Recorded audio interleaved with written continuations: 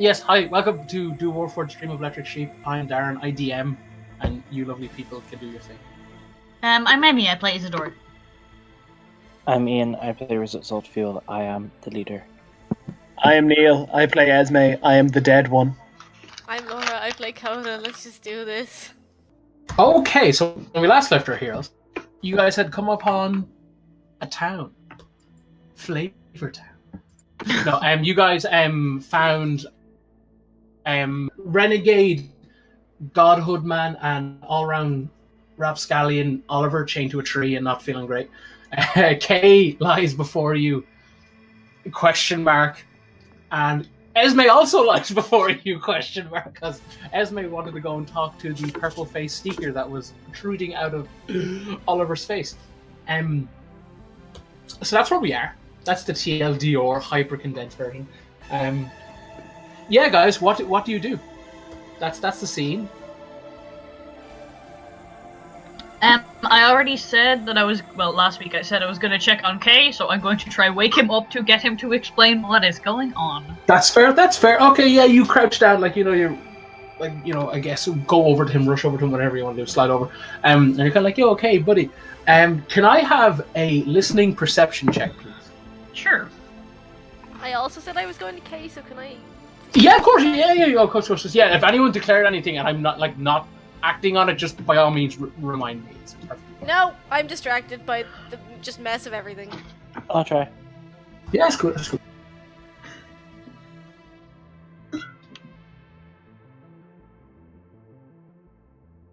So distracted. That's fair.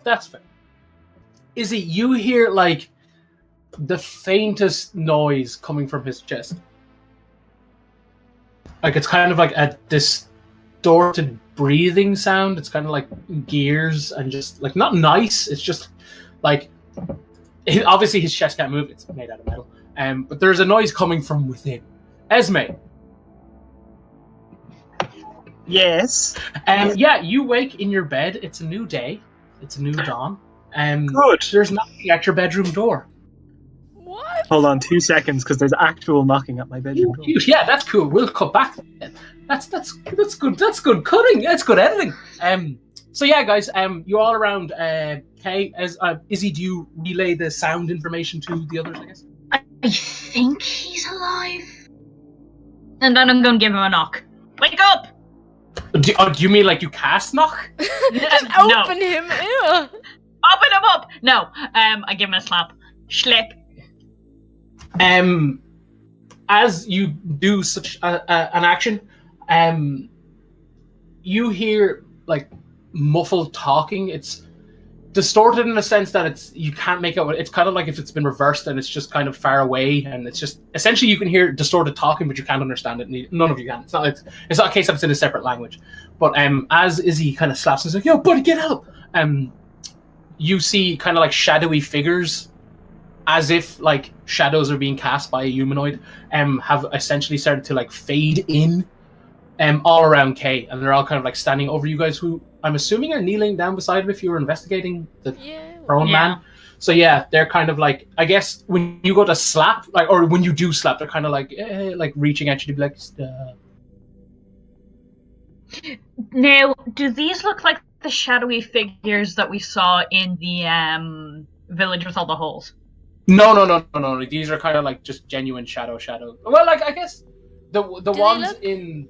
Oh, sorry. Go ahead. So, did they look anything like the kind of souls we saw escaping the other seekers? Yeah, boy. That's what I thought. Cool. Yeah. Yeah, and they're just standing over him. Yeah, they're kind of standing over you guys. You could again, there's no features due to the fact that they're kind of shadowy. But as Izzy is kind of wake up, dush, they're kind of pining towards her to kind of stop. Yes, essentially, she will.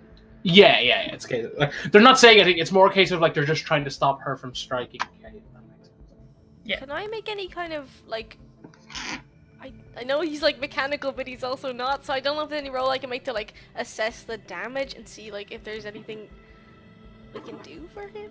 Is there any? You can roll investigation. Will come up. You can roll history, given the fact that you guys have engaged in with a seeker before, and there has been a lot of telltale signs to what makes them tick. No pun intended. Regarding That's miserable. Yeah, you know that like although they are investigation, while they were mechanical in some degree, you know that like they're certainly blessed with like magical properties as well, having fought one in that warehouse back in the day. You guys saw like arcane runes in them when they got kind of like quote unquote angry, that kind of thing. You can indeed, Riz. And I want to roll Arcana just to see if I can even try to figure out what's wrong with him. Cool, yeah. Yes, Rizzy, in investigation.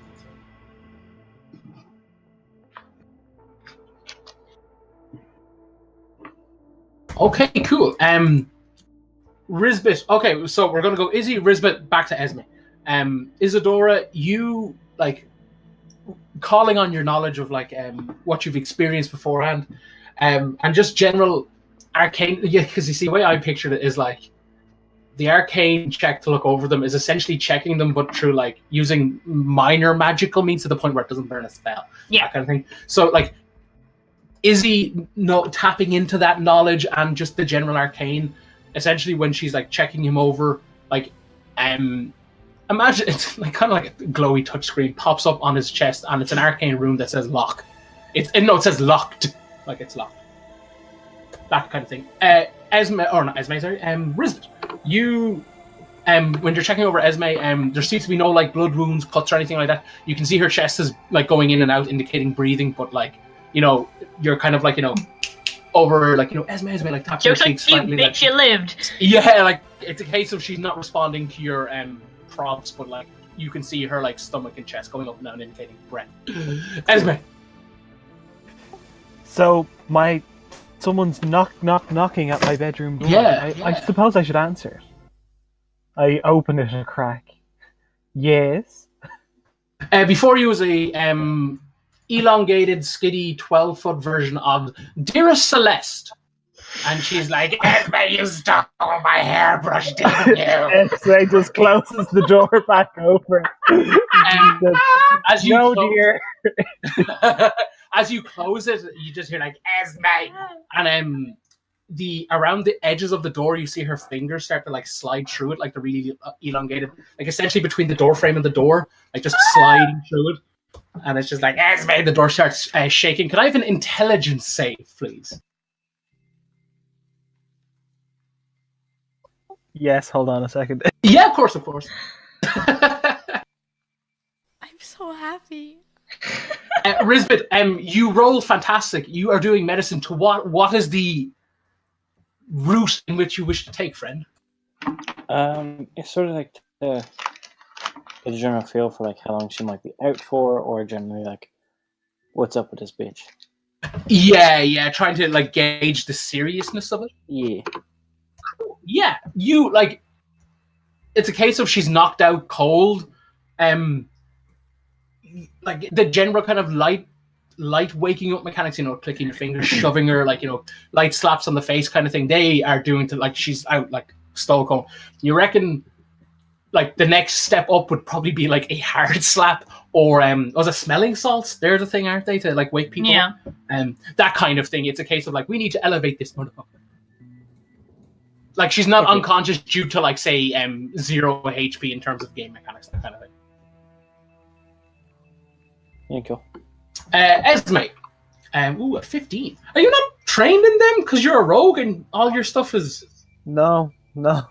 I thought Inquisitor was in. No, Inquisitor's all whiz.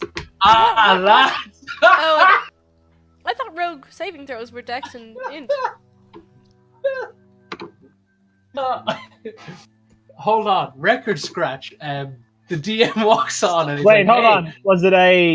Was it a saving throw or a check? Intelligence save. Oh, cool. Then it's 18 because I have +3. Okay, that's okay. Jesus, all right.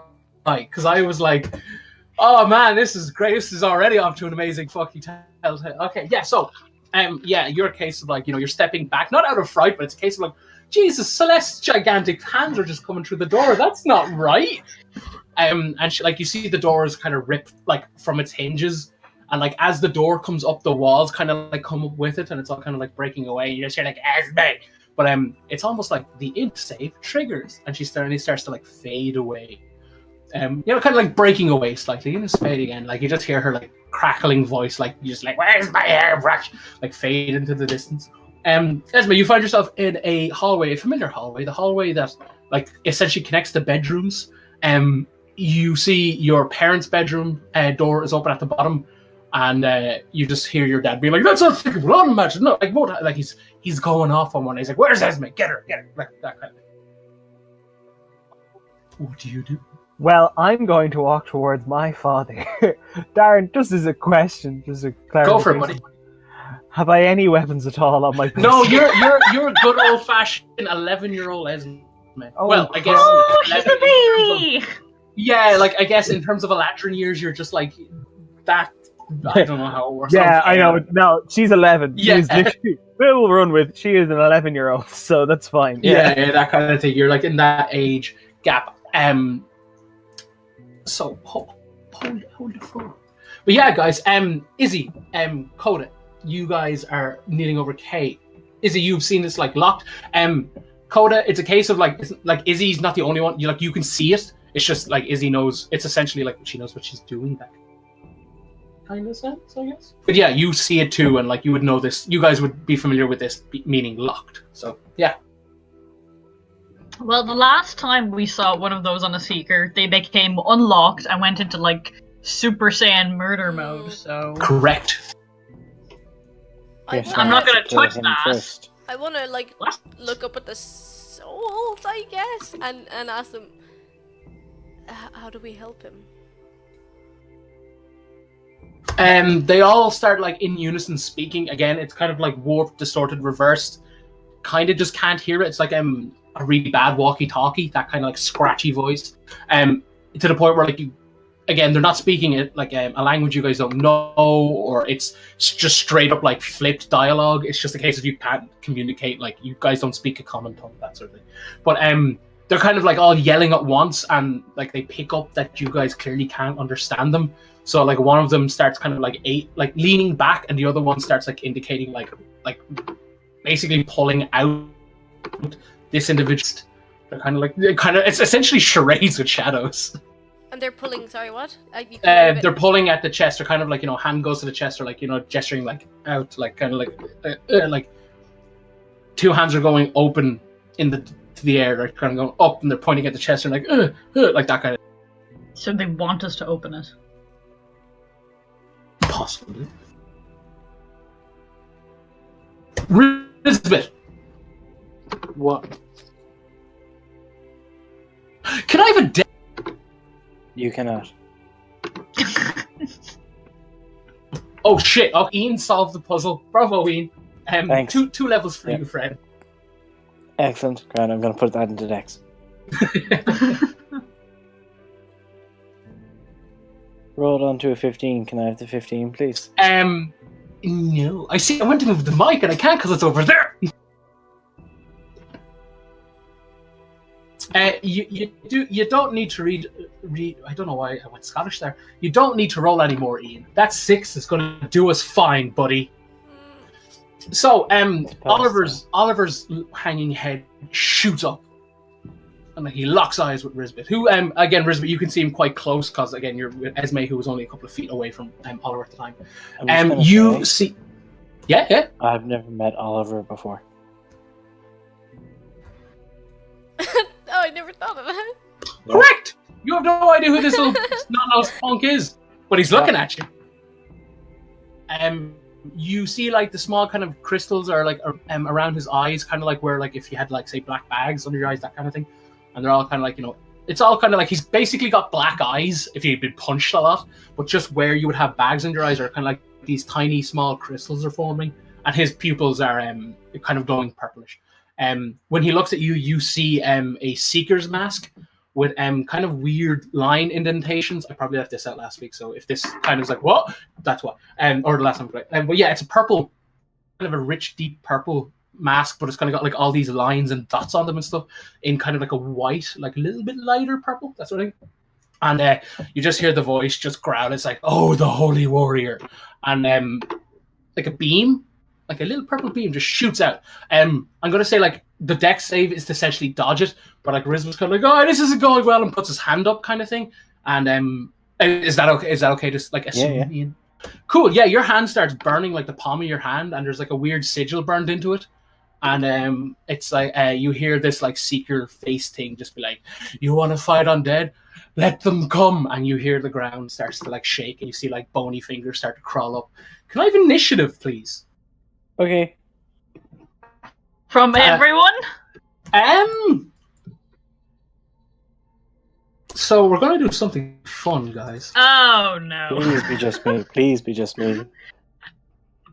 Father is angry. Can I just say so far, Darren, just great job. Loving it. Real Thanks, good. buddy. It's going to get funner.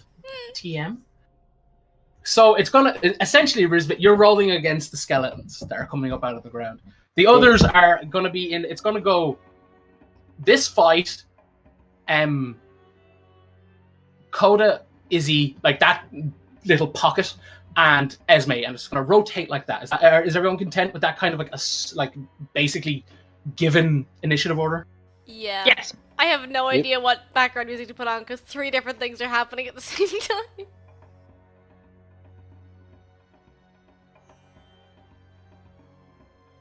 Okay, hold on. Yeah, probably. Okay. Drag you guys over here.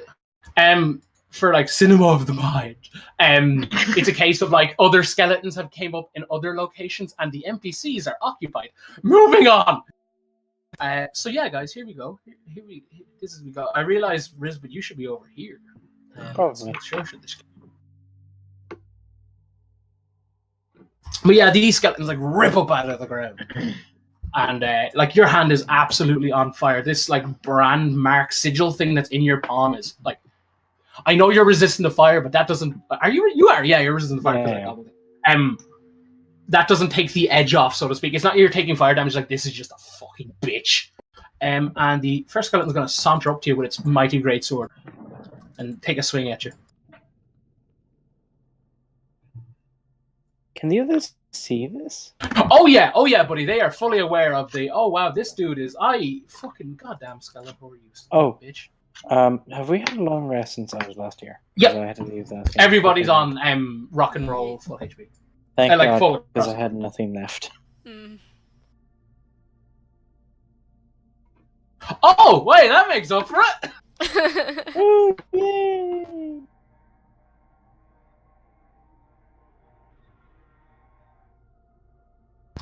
That's a lot of 5s. Rizbit, you take 22 slashing damage as this kind of like rusted, bronzy, almost looking greatsword comes down onto your noodle.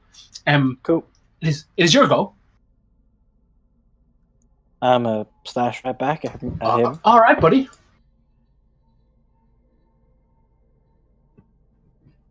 Damn. 11 misses, but 60.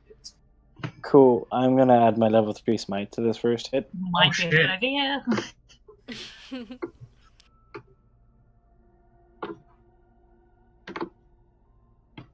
And they're undead, correct? They are indeed skeletons. Yeah. So that's 5d8s then. 35 total damage, Darren. I suppose you want it radiant and non-radiant, so that is... 18%. Nah, it's fine. And then I'm going to look at the other one, move over towards him, and as I'm doing that, light my sword on fire. Excelente, friendo. Cool. Isidora, you're up first. What's your plan, buddy? I look Coda in the eye and say, "This can't get any worse," and I cast a spell magic on the arcane lock. That's a good declaration. So yeah, the one in the chest dissipates, and you hear like essentially steam and hisks. I'm gonna say, just for easiness' sake, you've kind of like ripped open his or not ripped them, but essentially opened up his shirt vest thing. they got going on. So like it's a case of like the metal plates are exposed. With the arcane lock dispelled, you see a crack open, not like violently or anything, but it kind of opens quietly and like essentially it peels back a bit that you can see the inner workings. Izzy, you see a lot of other arcane sigils that essentially, just to lay it out there, you would understand it. To interact with them, you'd have to roll Arcana. Okay. And it's a case of that's one half of this puzzle. Coda, you're up next. You can see gears are like damaged, not working right, jamming and such. To heal on the mechanical side, you're gonna have to use tinkering tools. Not with advantage, just everyone here is using the skill required with the adequate proficiency. There's like no advantage regardless of abilities because this is fucking new. You guys are operating on a goddamn cyborg. Mm-hmm. So you both like essentially can read this the adequate signs, like Izzy the more arcane stuff, Coda the more mechanical. You know that if you guys work together, you can hopefully work towards repairing that kind of thing. This is what you meant by death clock. Uh-huh. Mm-hmm. I mean, hey guys, we're not even going to go into it. Never mind. Let's go on. So Coda, reading this information that has been explained to you. What do you do? Yeah, I'm gonna try and fix him. Cool. Give me a Tinker's Tool check, friend.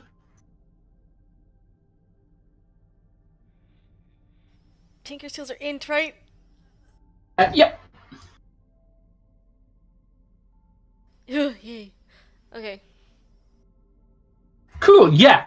Essentially, Coda is leaning over as Izzy's again. It's going to be happening simultaneously. It's like Izzy's pushing arcane nodes and locks out of the way, allowing Coda to reach in and kind of do his thing, that sort of thing. You guys are working together. It's very cute.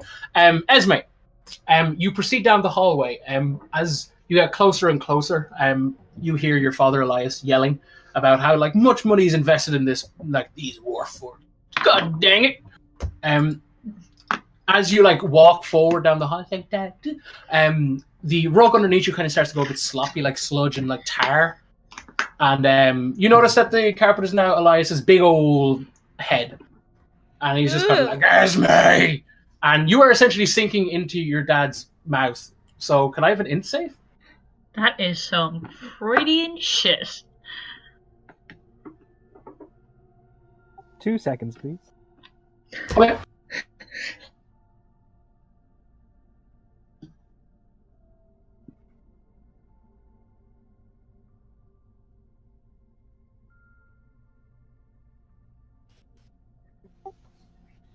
What you got, Dad? Yeah, it's a case of you're sliding around. You're like, oh, this isn't ideal at all. His tongue is getting fucking almost like a spike, and the teeth are getting sharper. It's almost going to chomp. And you're kind of this isn't real. It kind of breaks away, and you find yourself falling, and you slam down into the kitchen. And you hear. I don't like the kitchen. That's where the peasants work. I'm preemptively concerned about the kitchen. The two worst people have already been dealt with. This could only get worse. You hear a familiar voice be like, Esme, I need a lock of hair for a project. And when you turn around, you see dearest Quentin brandishing a butcher's knife. And his smile is a bit wider than humanely possible. And he's like, just a lock of hair, Esme. And he's holds the knife up, kind of thing. And Esme, you start fleeing, I assume, over I'd very much like Quentin's butcher knife, but no, I do believe I believe I'll run away from my drug addict brother who has a knife and wants my hair. So yeah, she runs away. Yeah, it's a case of I'm going to go back to my room. Esme's like, I'm going to run up the stairs, and it's a case of Esme's been running up the stairs for at least 10 years. It's just not ending, and he's just kind of slicing at your feet, just barely missing it every time. It's that kind of oh god. You feel so when those stairs that have the middle bits missing, so you always think someone's going to grab your feet when you walk on them. Exactly. Yeah, that kind of thing. Rizbit, you're up this time actually, Frank, because basically the one that rolled better is, in a pile on the ground. Rizbit, what do you do? Swing twice. Nice, buddy. Nice. 15 and 16 hit. The 15 Cool. one strikes into it, and you can it's just like you just get into hits. Like you essentially just push through this thing's defense. I'm gonna add level 2 smite to one of the hits, and I'm gonna leave the other one as it is. Yeah. Okay. Cool.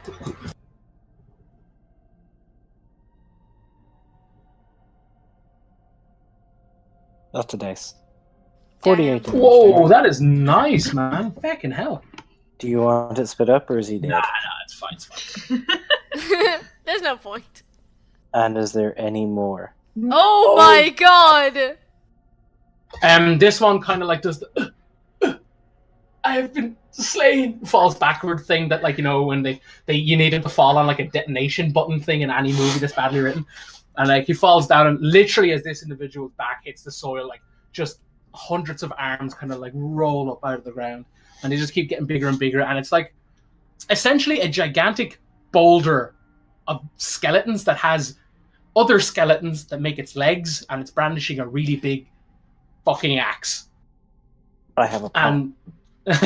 And your hand brand sign thing is fucking it's to the point where if this was game mechanics, it's 1 pixel off damaging you. It's going that fucking crazy, that kind of thing.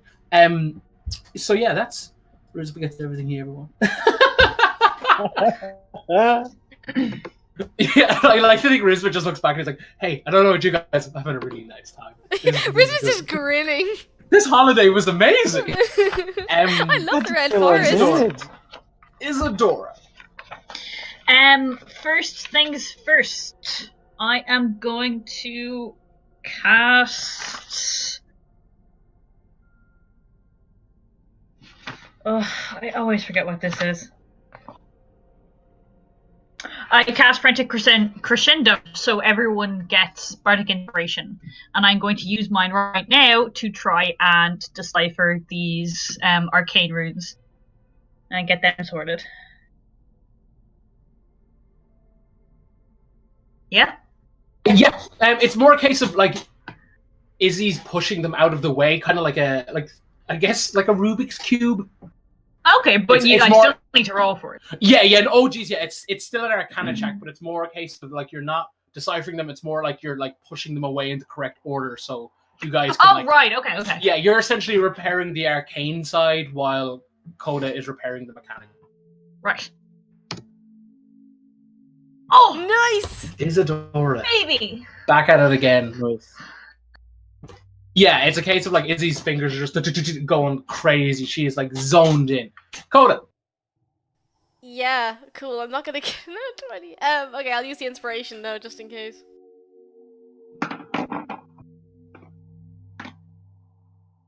Go for it, buddy. Hey, that's fine. Thank you for that inspiration. That really fucking helped there. Yeah, you guys are bow users sweating. It's a case of doctor, napkin. You guys are working. You're in perfect synchronization. It's really great, guys. Well done. Esme, can I have an int save, please? Why, yes, of course. Darren, I believe my brother is going to kill me. You're is it Achilles? Yeah. Yeah. Thank you. Thank you for that. Yes. I'm everything, especially thorough when it comes to this. No, hold on one second. Come on! Esme, you take 3 psychic damage from this. And essentially when the slice happens, naturally you fall forward. You fall into the stairs and it kind of breaks away and you plummet.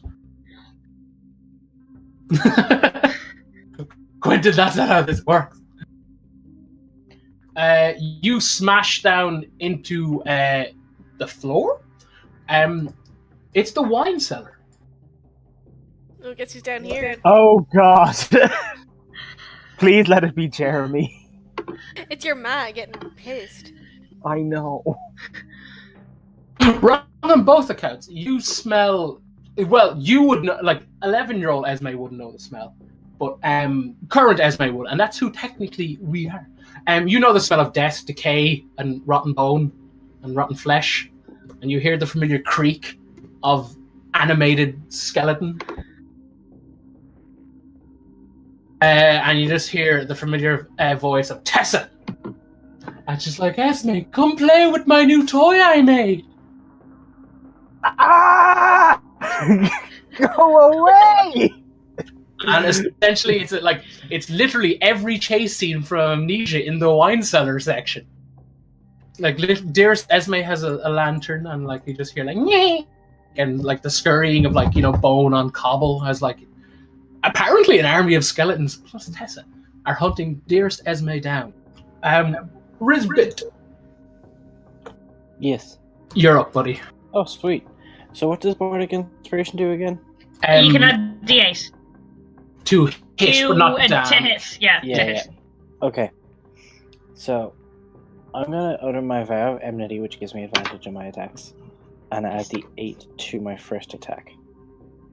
All right, roll, buddy.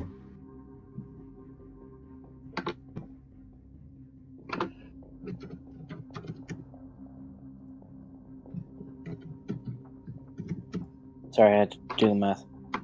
That's a 16 on the first one. Yeah.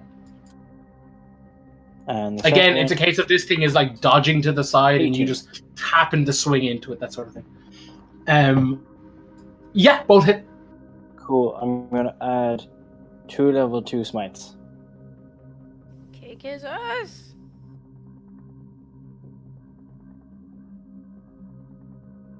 How big Lots is of this dice. thing, Darren?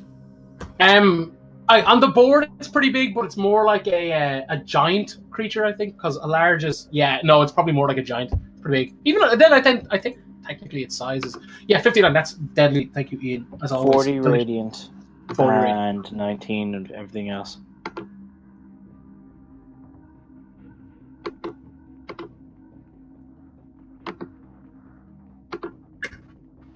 Excellent. This thing, like you boom and then wallop into this thing with your divine smite, and like kind of like flinches back because it's just after like walloped, and like you see like its main head, I guess, made out of teeny tiny skulls, kind of like shake its like looks Rizbit in the eye, and you just see it mouth as best it can through teeny tiny animals. It's like my turn, and you see the axe glow in what you would know to be like a divinely sense, but clearly it's more necrotic damage.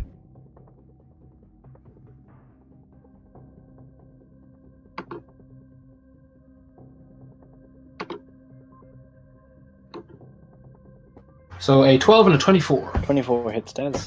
Cool. When the 24, the second, the big huge axe swings around Rizbit, and he dances, and the other one just clips him. Well, not just clips him, but like he anticipates the move and wallops him. And as he hits him, you hear the familiar, I guess, like clink trigger noise of a divine smite.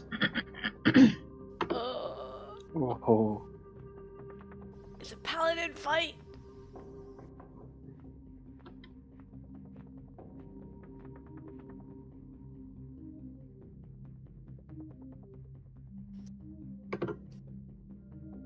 And you are like smashed in the jaw for 30. Was it what number? I'm looking at 33. 33 necrotic damage. Cool. Thank you. Yeah, no problem. And with that, we are back to Isidora. All right, I'm gonna keep. How is he looking? You can kind of start. As you guys essentially like went through the last round, you can kind of hear like a you can hear breath coming back, I guess. Okay. So I'm just going to try to keep doing it, essentially. I'm keeping like one eye on the fight and the other eye on Esme and fucking... Yeah, no, I'm keeping an eye on that as well, don't worry. Thank Yeah. Oh boy, oh boy, oh boy, oh boy.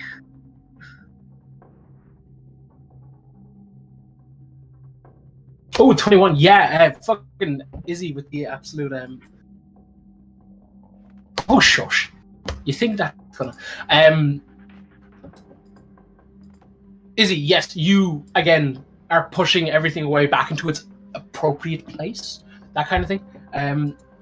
Yeah, and it's as you do it, like you kind of hear like faint magical like not song, but kind of like essentially positive beeps, not beeps, but kind of like Beep. noises. Yeah, to indicate like that went into the correct slot, that kind of thing. Coda, you're up, buddy. Yep, I'm gonna try my best. Oh, Coda, no. Yeah, Coda, you fumble a little, a smidge, to the point where you're like, oh shit, and it kind of gets caught in the gear, and you see like a little bit of blood just go like up into the air, kind of thing, indicating a negative result, that sort of thing. And you hear the individuals, like the ghastly, shadowy dudes behind you, kind of like hiss in anger, but also clearly in pain. Well, you aren't fucking doing anything, are you? I apologize to all of the spirits individually. Izzy, or not Izzy, sorry, I apologize. Esme, in save, please. But of course.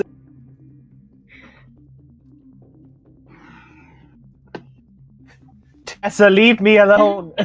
Just because no one likes you doesn't mean I'm not wanted at the party.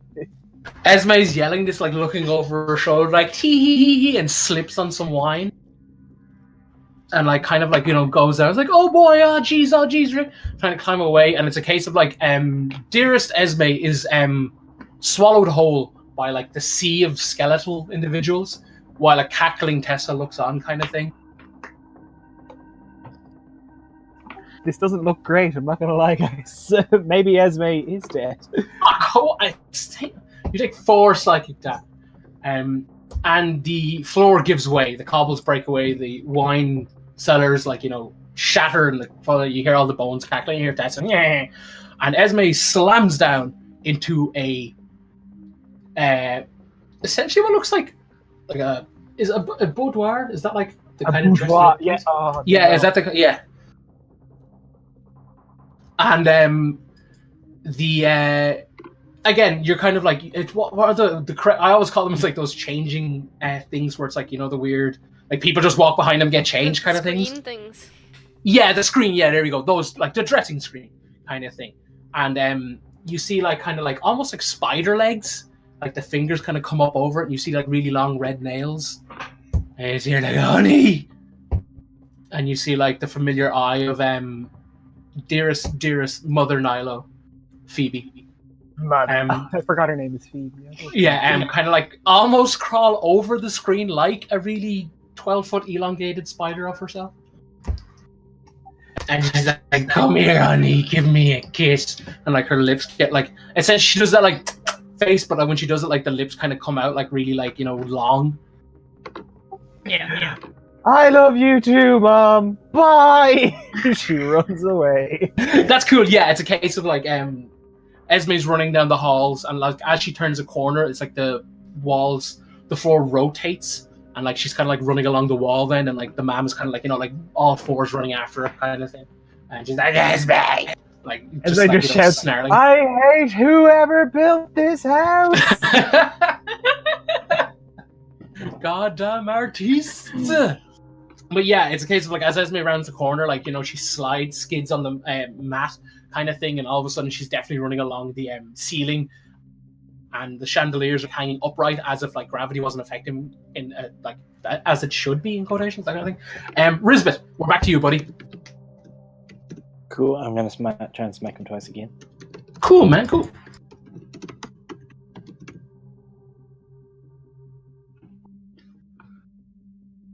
$22 and 26 days. Yeah, dude, you do. Yeah, Jesus. I always kind of thought it'd be cool if paladins got a thing where, like, when they damage, they get a certain amount of health back.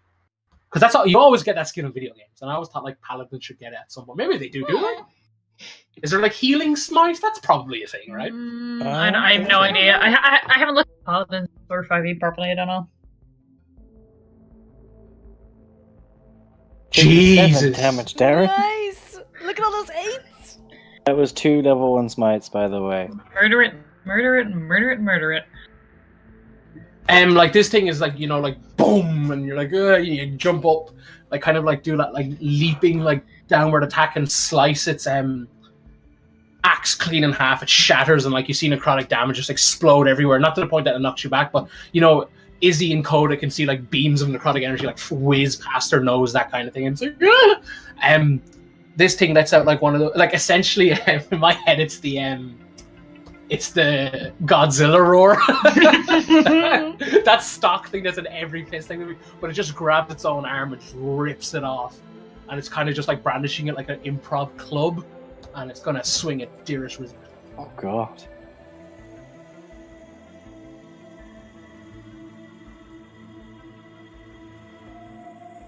God, fuck. Oh, no. 15 doesn't hit you, doesn't it, not Rizzy? It doesn't. I have 16. Ah, excellent day. I mean, no, I'm not rooting for the player. You fucking better be! Look at that thing! I may be down with this. I know! I'm Noibus. I'm okay. Oh my god! You see a lot of the skulls that remain, because again, as you've been swinging, you've been hacking off skulls, that kind of thing. This is a giant ball of skulls, basically. You see near the mouth area, the eyes start to faintly glow red, and it's kind of like traveling throughout. And with that, we're on to Isidora. Like, having seen this, she's going to cast her hand forward and cast Healing Word at Rizbit. Because if he goes down, we are dead. There is no question about that. Fair, Yeah. buddy. Fair. I ain't gonna argue on that point, friend. And then can I take another go at the arcane locks? Whoa, okay. You're not allowed divers, but you're just not. 19. Fantastic. Yeah, again, Izzy, you hear the familiar sound. Well, not familiar sounds, but the noises of like, you know, positive clicks and boops and hymns and such and bobs as you're pushing this stuff into the correct point. Come on, exposing you more and more. crazy son of a bitch! We need you alive. You hear Oliver. Rizbit, you don't know his name's Oliver, but the kid chained to the tree is just cackling wildly and throwing his head left and right. Kicking his one leg. Because again, he has only one leg. Well, from the knee down on his left leg, I think. Look, we'll deal with him in a minute. Coda, you're up, buddy. I don't want to fuck this up again, but here we go. All right, Laura. As I said, it's not life or death. Coda! I wish I had luck in this campaign.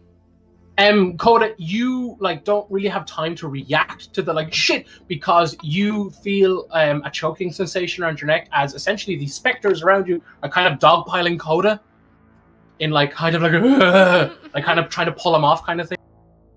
I will try to calmly explain to them that I'm trying to help. Can I make them stop? You may convince them with persuasion, or intimidate them with intimidation, or lie with deception. It's like, I'm not killing him. She puts her hand back into Kay's chest and say, "We are his only chance. If you kill us, he is gone. Let him go." Damn. Yes, it would be intimidation. Yeah. Oh, fuck.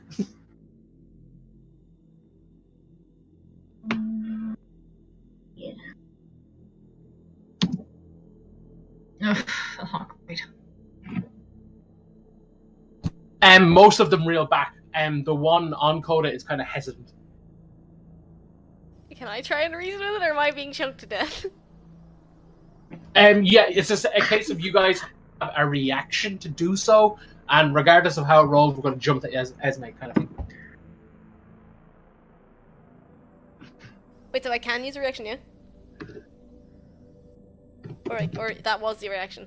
Amy's thing. No, as in you can use a reaction. Oh, okay, cool. Yeah, I don't even know what to say. I don't mean him any harm. I'm trying to help him. I just let me go and I'll fix this. Do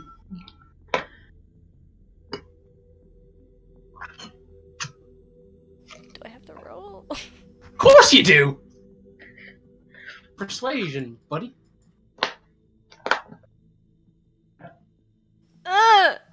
You fucking useless noodle! I hate you! In the distance, across time and face the disembodied Esme. Yes. Don't kill the baby. In I save, don't. Jim.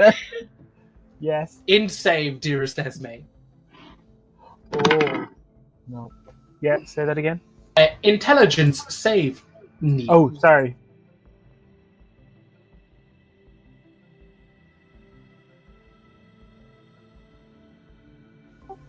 Fuck you, Mom! You're around the corner and you're like, eat a chicken, and like the claw kind of like snaps away and you're like, and you're just like free falling and you smash into the ground. Well, not smash into the ground, you land, but it's not violent, it's like sore, and you realize you're in a chair. And you're like, oh god damn, that was intense. And you look down and your arms are bound, like to the chair. And your legs are bound, and it's a case of, I can't move. And across Vern! Is that this is not the time. Across, sitting on a table, leaning back on one hand, legs crossed, sipping a glass of wine, kind of like a, oh god, you're so boring kind of expression, is none other than dearest Esme Nilo. Oh! Listen. She just, like, with the little minimal movement she has with her hands, she just points up at herself and then back at the other Nilo. She's like, listen, the two of us don't need to talk. We should just work together because we're both too messed up too. And she like air quotes acknowledge this. So let's just both get out of here. You see her kind of like go to throw the glass away, but it's a case of like, it's a kind of weird, warped, distorted movement. In the sense that she's going to do the movement. Like she's like, oh, it throws. And as she throws, her arm kind of gets large. All of a sudden, she's like, in one foul like movement, she's like throws the glass, and she's like at like you, Esme, like the Neil Esme, like kind of has her like by the the cheeks. And she's like, oh, yes, run away. Don't acknowledge the pain. That's always due, isn't it, dearest Esme? And she's like pulling on her cheek, but it's like really aggressively sore. Kind of just like, like, look at these chubby cheeks. And she's clearly trying to like cause pain, that sort of thing. I mean... Hold on 1 second. I mean, yeah, that's pretty much the whole concept. I do the hiding thing. We do the hiding thing, As you're saying that, you hear like a thump, as of boot on wood. Actually, no, technically, it would have hit your arm. No. You see a familiar boot on your arm to the left. It's boots that you haven't seen since you fell on your butt. Oh gosh, it's Coda's boots. Oh, good. And he's he's leaning on your arm, kind of like one leg up on the arm, leaning in. He's like, yeah, Esme, what's up with that? Always like, I'm Esme, I have a funny one-liner. He's like, just like again. Esme just turns. She looks at herself. She's like, I'll be back in a moment. Just like, okay, little mister, I want to build some kind of death machine so I betray my entire family and then live with my friend and pretend I don't know who she is. Fuck you, you red-haired prick.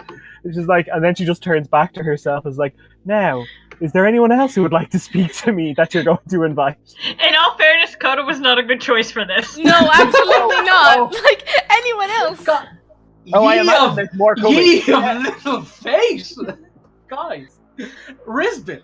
I'm gonna smack him again twice. You gotta smack him again. I love how Do your small thing, that buddy. voice was. Just like, yeah, I'm gonna do this thing. 24 and 18. It hits, buddy. Cool, Yeah. I'm adding my last 2 smites to this. Murder it.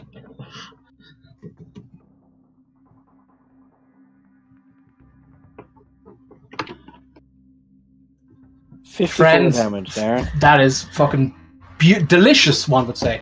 Friends, I'll be honest. It's times like this that I'm glad we're on Roll20, because I would not be able to maintain my composure were we in person. Yeah. Rizbit, you slice, you cut, you kill. It falls down. Its mouth opens. Its mouth, in quotations. You see the red light get brighter and brighter. It falls down. Its mouth is a perfect trajectory of these two lovely fine people. Well, Oh, 3. Oh no. boy. You have You have a choice, Rizbit. I step in front of it. Oh! Rizbit, No! you hear like Coda, Izzy, you guys hear like like the slash and then like and like you hear like the massive roar of pain, like a dying scream. You'd know that kind of you'd be familiar with that sound, causing you to at least glance at a bare minimum over, and you see this thing starts to like and goes to fire, and you just see Rizbit just steps in like the sword into the ground, bracing himself, and it's just engulfed in like a white and red beam as this thing just like completely would have like. Rizbit, it goes dark. Isidora. Can I see him at all? Like, is the beam still going? Yeah, it's a case of it's like this thing is ongoing.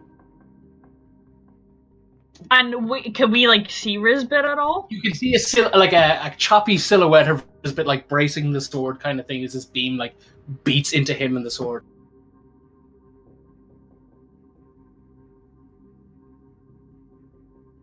I look down at Kay. And I know he can't hear me, but I speak to him. I suppose I'm also speaking to the souls. And I say, we're lost. We need you. You have to get up now. Fucking busy with the roles and the dramatics. Makes my heart sing. Icarus. Yep. Okay, I have just remembered that I have a D8 of inspiration from like fucking forever ago, like DM inspiration that I've. I'm pretty sure you guys all have at least like a stockpile. No, of I DM have. inspiration. Yeah. So Yeah. I'm gonna. Really I'm not gonna that hard add to get that out to of this. with me.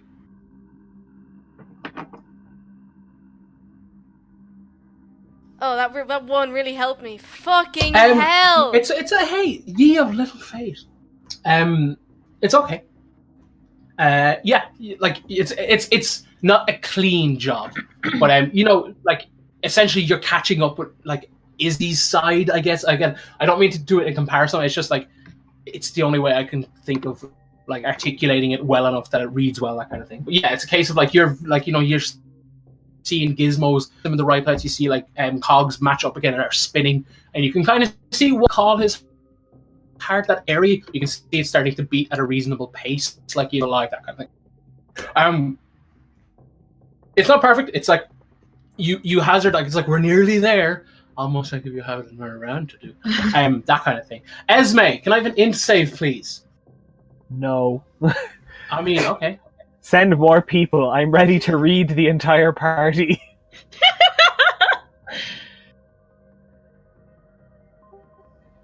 Get the hell out of my mind! There's dearest only one Esme, person who reads this, and it's Nyla. Coda. Dearest Esme, Nyla fades away. And all that remains is a snot-nosed little punk that you'd know as Icarus. And he's like, "Oh yeah, Esme, we're best friends or anything." And he immediately catches fire. Like it's not pretty. I won't go into detail, but it's just 18s plus, not nice. And as it goes on, he grows. And like essentially, I'm not entirely sure. We won't halt the game to figure out. But if Esme did know what pre-tiefling adult Coda looked like, then it's that. The mind, if not, kind of tries to be like, yeah, it probably looked roughly like this. You see pre-tiefling Coda, and then he like essentially burns into current Coda, that kind of thing. And it's a bit more warped and evil, kind of like more traditional, like demonic. This is my evil OC. Don't steal, that kind of thing. And he's like, we can tell each other everything. They're kind of like roaring it through the flames. And like it slowly fades away. Like it kind of like the Coda like burns to ash and falls onto Esme's lap and like just like invades the nostrils, like sulfur and brimstone, that kind of thing. And then you see a familiar scene. You're sitting on a rock. You have a book in your hand. And you're joined by someone, dearest Isidora. No. And like, hey, you're showing her to read, and it's going really well. And like, it's a case of like we don't have the sound in quotations for the scene, and yeah, you guys are like, it's clearly from when like you're showing Izzy along. It's one of the moments that you're showing her to read, and like we hear like a little internal monologue from Esme, and she's like, "Yeah, this is pretty nice. This is cool. This is like She doesn't announce it to herself, but it's kind of almost like sisterly in the way that like maybe that could have been me and Celeste, but hey, she's fucking nuts. And she's like, yeah, she can come to me with anything.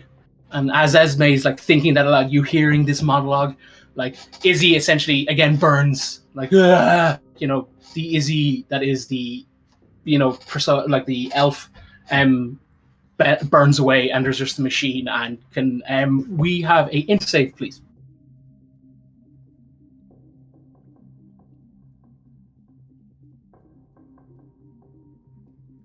Yeah, it's Izzy's like you hear it's like, oh, this is really nice. Esme, thank you. She's on, and she's kind of getting bigger and bigger and warping and distorting, and to the point where it's kind of like overbearing for Esme, to the point where it's like it's cutting off oxygen, that sort of thing. It's just like, this is all too much, and like again, she crumbles to ash around herself, covered in ash. Well, I'm not gonna lie to you. This ain't the best. Can I have a nice moment where I like finally got to, stab Tenchu to the wall with like arrows? Remember I used to talk about that? Yeah, that was about pinning his wings to the wall. Let's do that. Let's do that now. We see nothingness, like complete void, just like matte black, nothing. We see a spotlight. The ground illuminated as if the light hits the ground. We see a familiar goblin. And he's just like, Can I just ask a he's just standing. question? Oh, yeah? Can I just ask a question very quickly? Yeah, go for it. Am I still in the chair, yeah? Yeah. Okay, good, because I definitely would have done Dirty Dancing with Rizbit right the fuck now if I wanted. Yeah, and Rizbit kind of looks shy. He's like kind of clearly like going to say something nice, and he's like, "Hey, Esme, I'm like, for what it's worth, glad we're friends." And he's kind of like looking at his feet, kind of like embarrassed, shy. She's having a moment. It's dearest Rizbit, the destroyer of evil. Rizbit. Yeah, Can I have a con save? you can indeed.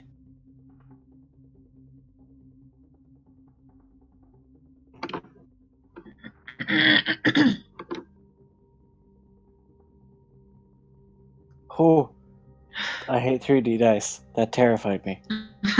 Turn them off. Man. Yeah, like, or not Coda. Rizbit's kind of like he just like he buckles down, and like it's just like a defying roar as this thing is just burning away at him, that kind of thing. What do we call it? And with that, we're back to Izzy. So Rizbit is still standing under the. Yeah, you can hear him kind of just be like, "Oh, fix K." Fuck it. Fix it. Oh, Jesus, like. When I saw you only had 2 in Arcana, I was like, man, this entire thing I'm geared around Izzy having a high Arcana to like match the high Tinker's. No, because Arcana's int. Like it's I don't know why I thought you were training. Anyway, I guess because she's the only like super magic Yeah, focused. I think Rizbit is as well. Like, it is the most magic focused. Yeah, I think that that's like that side of me got in the way. But anyway, Coda, you're up. Buddy. Prepare for me to fucking fail again. Ha! Yes! Yes! Oh, yes! Baby noodle. Yes, my desperate begging to the spirits has worked. Izzy is like like hacker voice. I'm in that kind of like pushing everything our friends at. Icarus again, like I've always pictured him as kind of like scalpel. I don't know how to. I don't know. It doesn't matter. They're long things. I'm thinking scalpel because of the scene, that kind of thing. He's just like there's sparks flying from like connecting cogs in motion, and together perfectly. And then you hear Requiem play, and is like a little cylinder. Wait, that's his heart? His little metal bits kind of rotating and hitting off metal pings and like playing.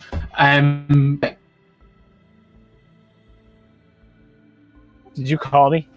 Yeah, can I just insight? Sure.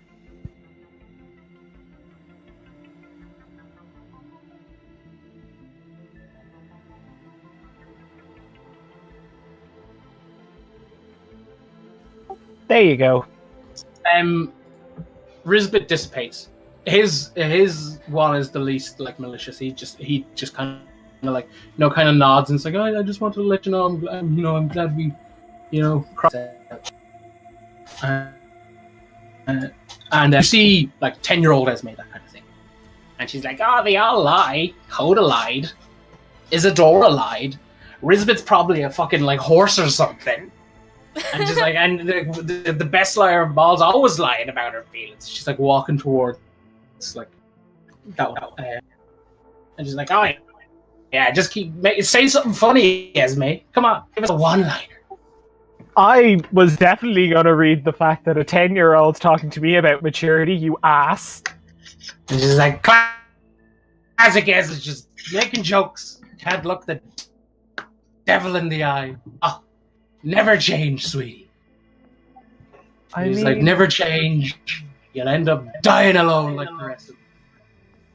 Wait, if I don't change? Look, I touch feelings. I get sad sometimes. I just. Hey, look, I'm scared like 100% of the time. And I am also a liar, as most of my friends seem to be. Yes. The best of the Esme. I know, and I'm also good at finding them. But yeah, everybody's gotta lie sometimes. Gotta lie a little bit to get somewhere in this world. Can't just live in the hopes that truth will out, because it just won't.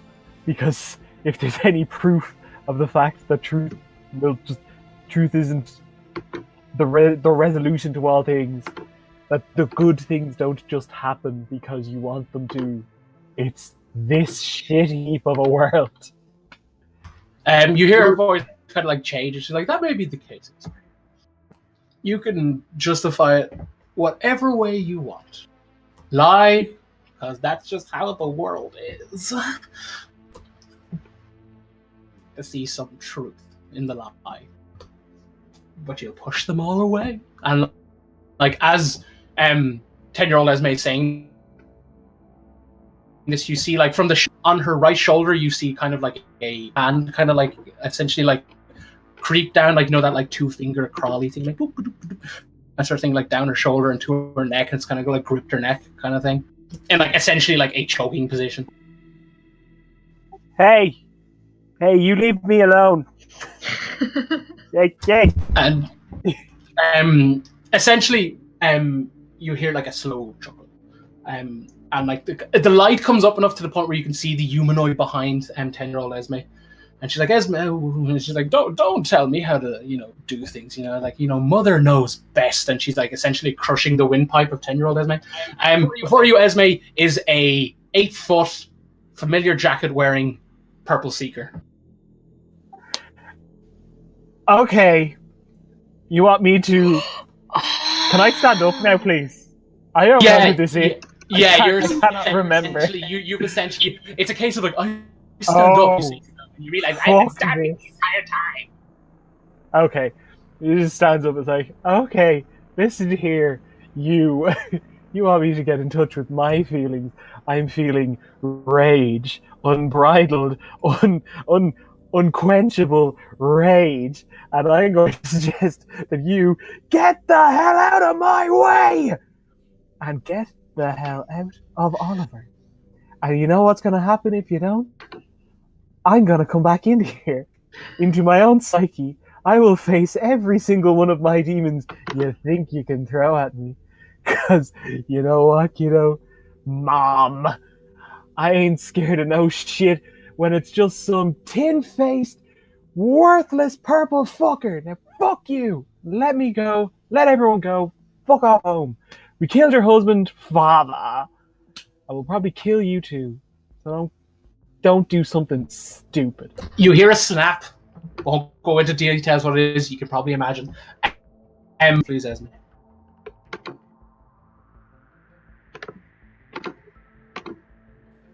Do I disappear? No lie, guys. It literally the would have ended with, "I'll stay, thanks." Esme, eyes snap open.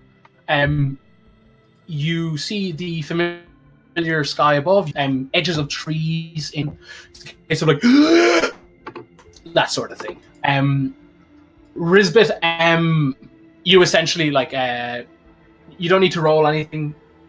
It's a case of like the beam has stopped, you hit the ground, and everything goes. Isidora, Coda. Oh, sorry. Yeah, no, okay. Yeah, Everything goes something, and then you cut out. Yeah, oh, you sorry. break it up. Sorry. Everything goes black. It's a case of like, you see the beam stop, and you're kind of like, "Huh, yay," and just like collapse into the ground, that sort of thing. Okay, cool. Thank you. Yeah. Izzy, Coda, your hands kind of like, you snap your hands back like in a reaction as like the chest piece kind of closes, that sort of thing, and like you hear like over or from a familiar, like, seeker, and he kind of sits up and he just goes, "Oliver." Yeah, welcome back to the waking world. It's just as shit as you left it. And then she rushes for Rizbit.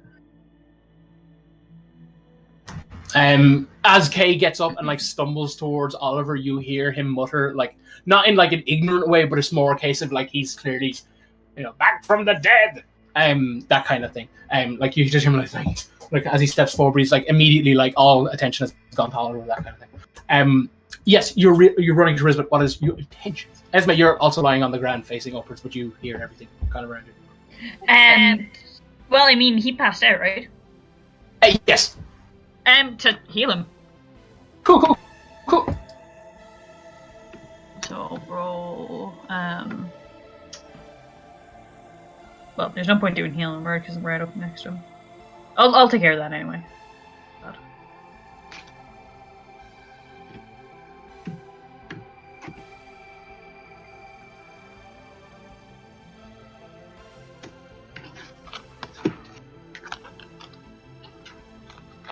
Oh wow, thank you.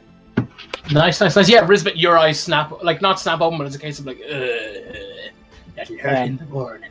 Had that blast brought me down to 0, or was it just a case that you just passed out from? It's a case of like you were brought to 0, but not like outright killed due to the fact that you rolled so well, that kind of thing.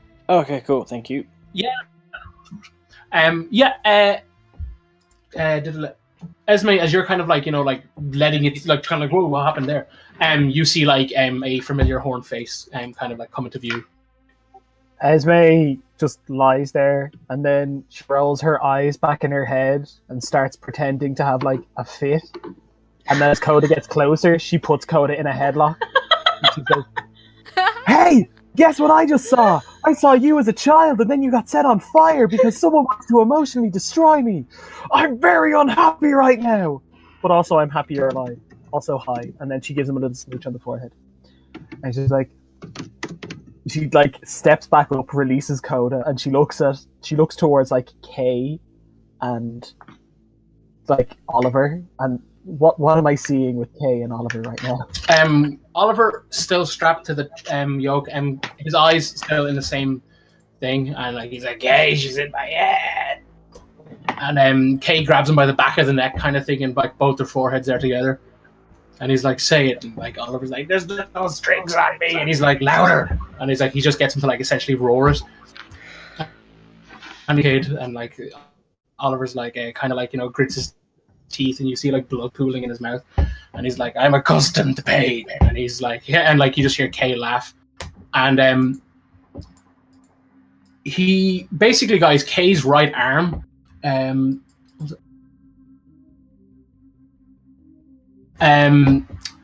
You see Kay's right arm begin to. You see first and foremost the arcane lock thing appear again, and it kind of like just shatters open. They just immediately like click, click, click, click, click, click all down. And his arm begins to glow like a really like radiant blue color. Like it's like radiant glowing, but not necessarily like holy. And you see him kind of like put an index finger I guess like finger gun kind of way, that sort of thing, like up to Oliver's forehead, and he just starts screaming like in absolute agony. And Kay, like you can hear, like it's a case of like wind is picking up, and the leaves are going crazy, trees are shaking, and you can hear Kay like repeating like there are no strings on me, like two of them are bellowing at one another back and forth, like over this like growing storm kind of thing, and essentially like Kay's fingers up against his head, and he just rips it back like in like essentially over his shoulder back behind him, and there's a massive flash, a huge flash. And hold on, guys.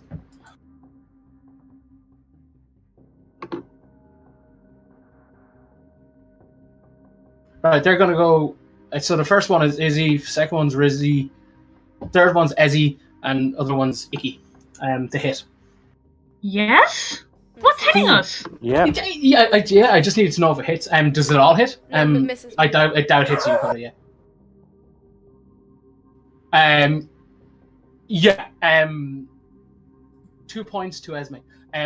As he like rips back over, you see like essentially a seeker in purple garbs, like kind of like monkish robes, purple in color, slightly lighter pigment than like the metal plating. The metal plating has like lines, crisscrosses, circular motions, dots everywhere. The cloak kind of jacket and robes kind of thing. Well, no, actually, she doesn't have a jacket. It's just robes. Kind of have similar patterns, kind of weird, like all these lines connecting dots and stuff. Very funky. As this individual rolls through the air, like you just see like literally 4 knives, like 1, 2, 3, 4, like as she's like lands on her feet, kind of thing. Yeah, so you guys take the following damage. So I'll just roll 1 die. So those of you who got hot take 7 damage from a dagger that's currently jutting out of your chest. That kind of thing. You see Oliver kind of like, like the crystals are no longer appearing on his eyes, that sort of thing. He just looks really fucking tired. Kay raises his right forearm, like his right arm kind of like up in like an L shape, and you see like the glow from the arm kind of like crushes his fist, and the glow dispenses, and all of you, despite taking damage, are now on max HP. And all your spell slots are back. And then he looks at Mother, and Mother kind of like does the has her like thumb and pinky out and does like the whole like 2 flicks on her nose, Bruce Lee thing, and kind of gets into a fighting position. So initiative, please. Esme is just screaming incoherently at this person. Yes, did you say that we're back at full? Yep. Oh, cool. As if a long rest had happened. Oh, geez, Izzy means business.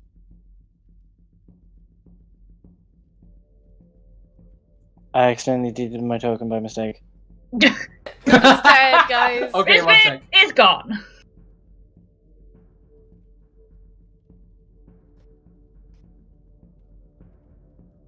But hey, I got a 13.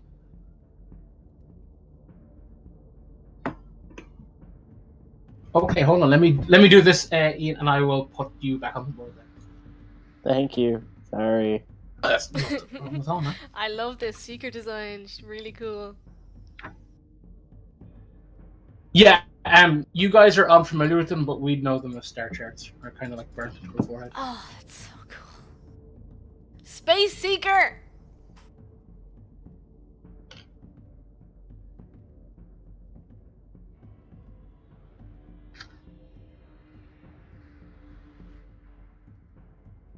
Okay, 1 sec. Let me just find Rizzy. Where has he gone? I put an orange box to Has where anyone seen my... Anyone seen my paladin? Where has he gone? There he is. Yay. Thank God. We can't do this without him. Yeah. He just killed right. like all of death, so he can do this.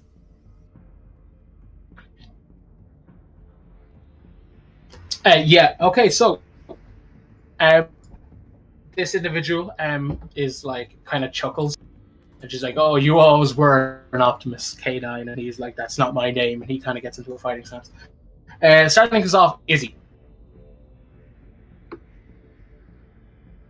She's gonna move over here, and she is going to look this stranger in the eye, and she's going to smile and say, "I have already had the worst fucking day of my life, and I am so glad you are here, because I've gotta get this out somehow. So do me a favor and fucking die." And I cast Lightning Bolt. Cool, yeah, roll Make a damage. dex save, please. Yeah, just roll damage. Why? Yeah, she just like looks at Izzy. She's like, "Okay." Just gonna say that's kind of terrifying. Yeah, this is That's not so good. disconcerting. This is bad. This is bad. This is bad. This is bad. This is bad. When lightning had a really particular effect on the other seekers, I don't know what it's gonna do to her. But didn't it like cause a reaction in the other ones where they like unlocked and shit? Yeah, it calls all the Oh, open. I already declared it. No, I know. Fuck. And also, yeah, do your thing, buddy. Do your thing. You dirty one. Heck. I love lightning bolt. Ugh. This is stupid.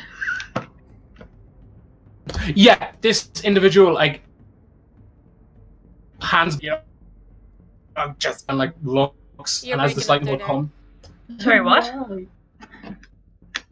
she kind of like in her fighting stance. She has both her hands just behind her back, like just joined together. And as the lightning like goes for her, she just kind of puts a step forward and kind of leans into it. And this like just it completely like wallops into her, and you can see like lightning like coursing. And it's just like it's quite clearly frying whatever the hell is in front of you. Like steam comes off her, that kind of thing after it's happened.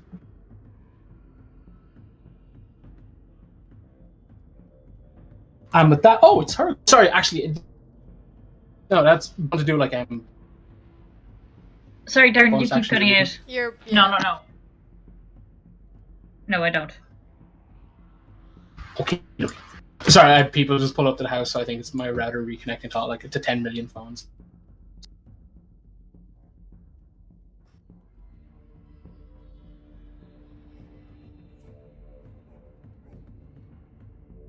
Hello? Hello? Yeah. Oh, sorry, no, I kept seeing Laura's light up but no sound, so I was like, oh shit, am I lagging like crazy? Right, so, Rizbit. No, it'd be Coda first. Oh, you you know. okay.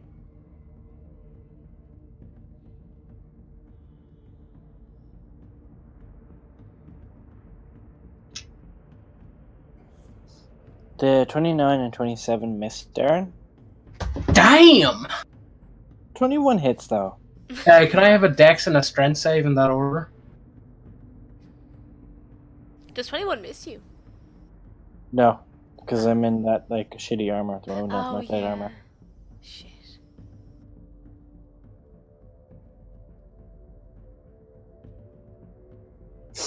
Five and a 24, Darren. Cool. Essentially, when the first kick hits, it sweeps you off your feet, that kind of thing, like knocking you prone in the air. And she spins to essentially kick again. She seems to be only using her feet in this instance. And like, when she kicks you, she just doesn't kind of shove you away, that sort of thing. But yes, Okay. hold on. I'll tell you your damage now. You take a total of 15 damage, friendo. Thank you. Bludgeoning, if that matters in the slides. And with that, it is Esme's go. No, he was not. He resisted. And is he standing or down or what? No, oh, sorry. Yes, Rizbit, you're prone now. Ah, sweet. Yeah, this is the problem. He's now down. Fuck it. Bonus action attempt to get insightful fighting on him, on her, and then I will. Fuck. Hold on 1 second. I'm just checking something.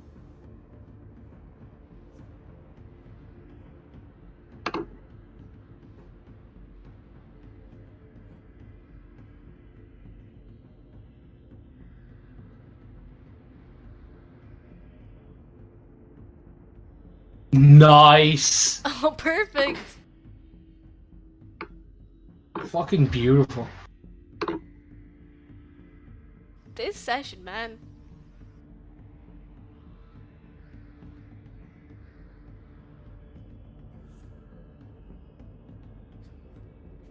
Darren, Hello. Hello. for the absolute sake of it just being cool as opposed to anything else, can I use my Can I use my phase step as my movement as opposed to my as opposed to a bonus action? Yeah. What are you doing? I'm up for the rule of cool. Oh, it's literally like.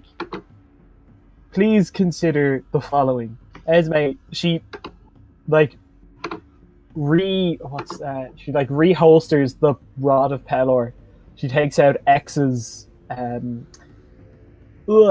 rapier, and she just starts to run towards Mother, and then she teleports behind Mother to basically just run her through with the rapier.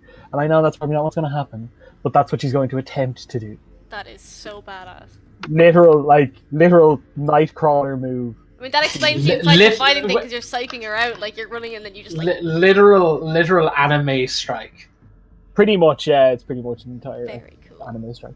But no, the bonus, that was literally just a case for the insightful fighting was just because Rizbit's prone. So if I'm gonna hit it, I might as well hit it with sneak attack damage or try to. So yeah, that's what she does. Hold on 2 seconds, and I will roll my damage. I'm also gonna use my bardic inspiration from when I was unconscious. Yeah. Does that count?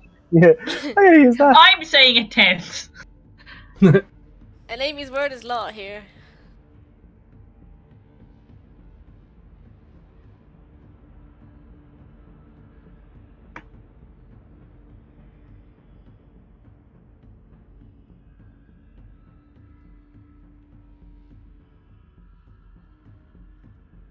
Nice. That inspiration saved the day. It did. My roll 20 has not updated.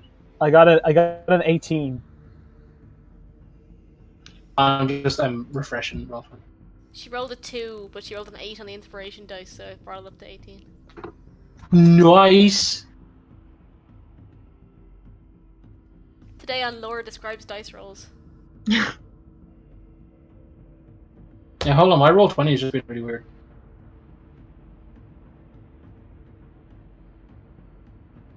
Can people hear me or am I going back? Yeah, no, I can hear you. I can Okay, hear cool, it. cool.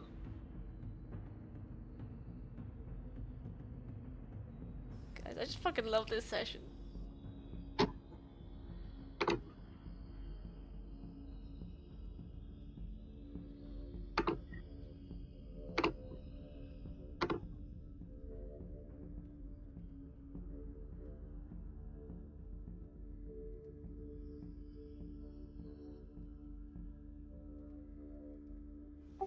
Darren.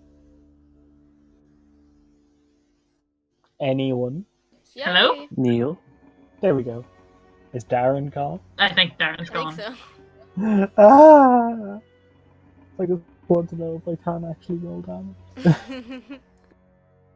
I assume 18 hits, but then again, this thing might be like proper boss fight AC with 21 or It has a plus 10 to hit, so. Oh, Jesus, does it?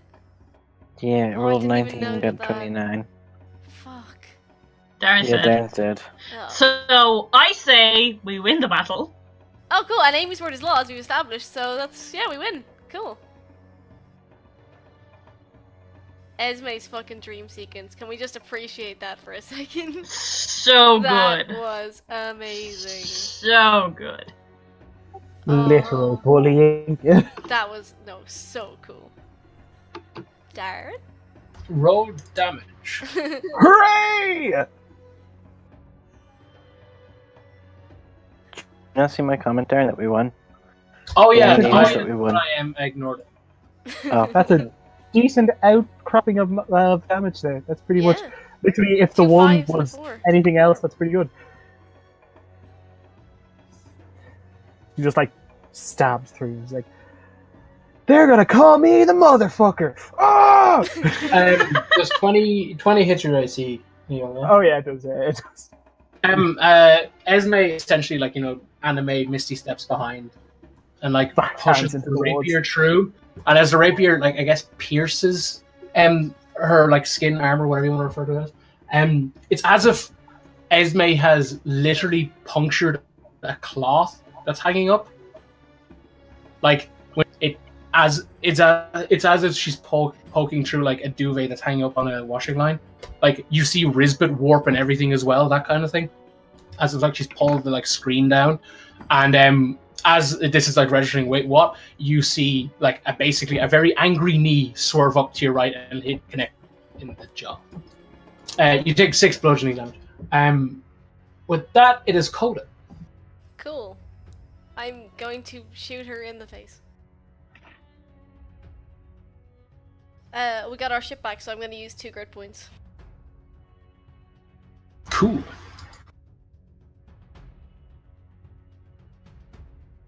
I'm going to roll damage for that, and I'm also making this an ice bullet, so could she make a con save, please? Yeah, my roll 20 is just on absolute crazy. Like I haven't seen any rolls.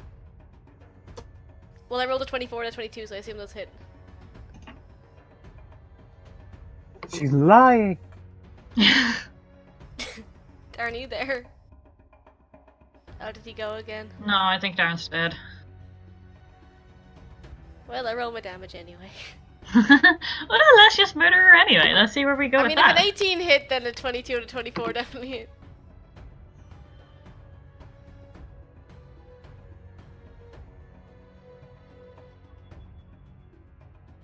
I really thought in the bit where like Esme had the dream sequence of Isidora, it was gonna be like hearing Esme's thoughts of how nice it was, and then hearing Isidora's thoughts like just cursing her and saying how much of a bitch she was and how awful she was, and it was gonna be like, oh, this is what she really thinks of you, and it was gonna be like really mean.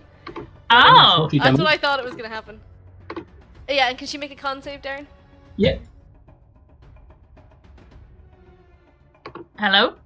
Darren died. Yeah. Oh, he died again. Ah! Oh, he was back for a second.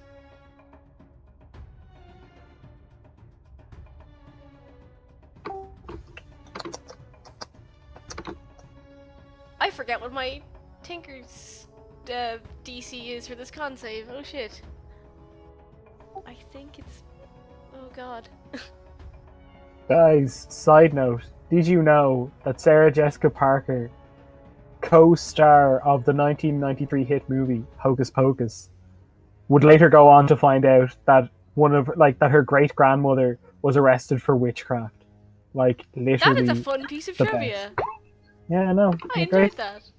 Oh, he fails. He's not here, but I'll just let him know in chat. Darren, are you alive? He's not in the thing.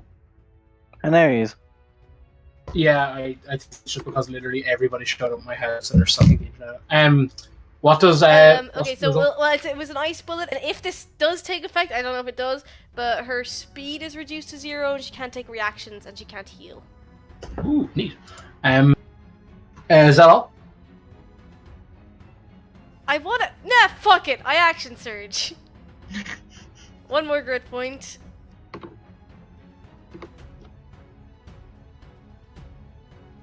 Uh, 16 misses.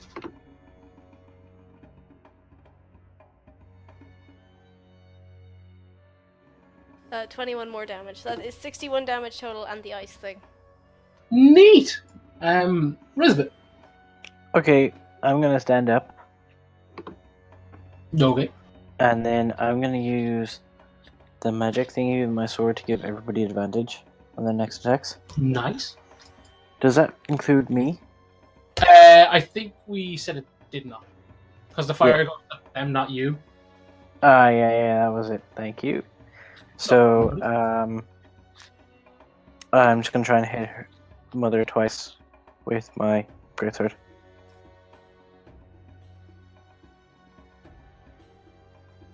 Oh my god. Nice! So, on the crit, I'm going to add my level 3 smite. And the other one, I'm going to add level 2 smite.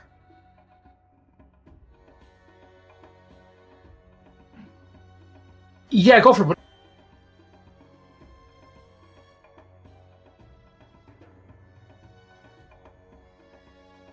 That's a dice. 87 damage, Darren. Oh my Nice. god! Fucking numbers. Jesus. That's amazing! See, I like 3D dice for all this dice. Is that all you wish to do?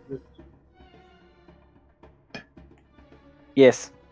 Cool. Alrighty. That it is K's go.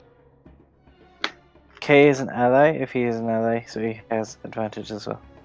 Cool. Yeah, that's I think. good.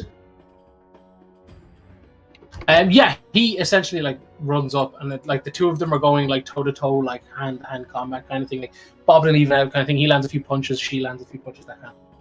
It's kind of like a little cinematic-y thing. He manages to connect one on the old jaw, and she like kind of stumbles back, like to the point where she like breaks her like I guess facade of like, oh, I'm so good at this, that kind of thing. And she's like, okay, let's make it interesting then. And you see her like gesture to the ground as if like she's going to lift something, and she just kind of like, what, like she like struggle in her arms, like rips her arms up into the air. Did I lag or did everyone hear that? No, you No, can. no. Yeah, it's literally like Neo versus the Agents.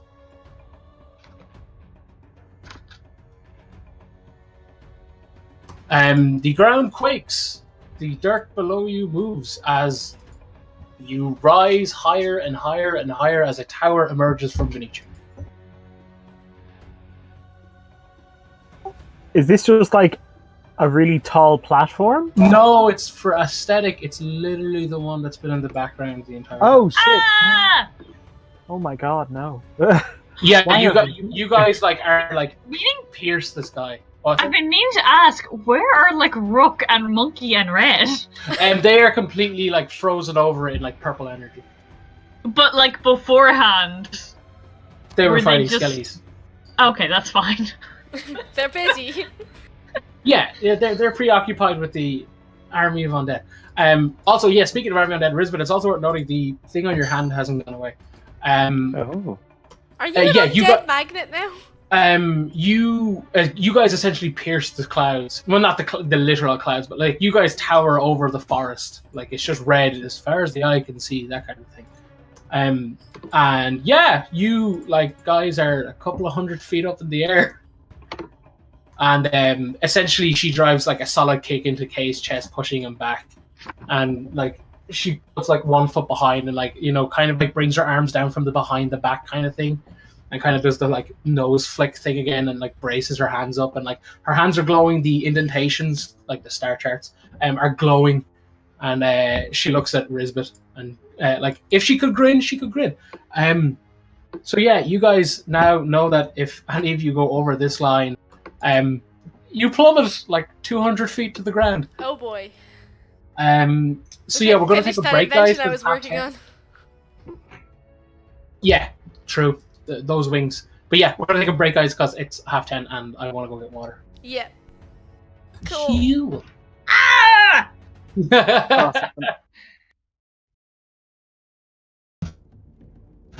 Oh wow, I'm really sorry. I did not unmute the stream there. That was close, but it's fine. Esme. Sorry, 1 second. I saw a really funny comment. Where? I had Facebook open for a second. Now it's closed. Cute. Strength save, please. I have somewhat good strength. I have a 2.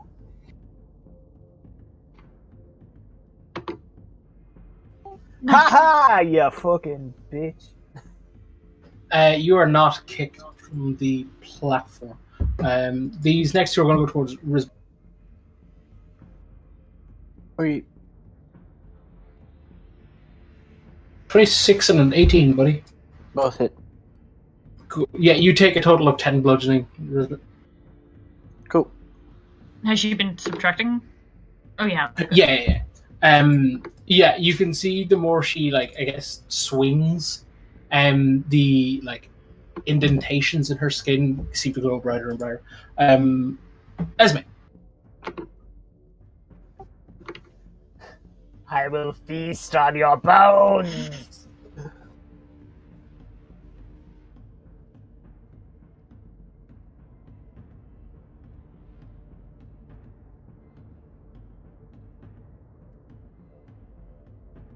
Does 25? Yes.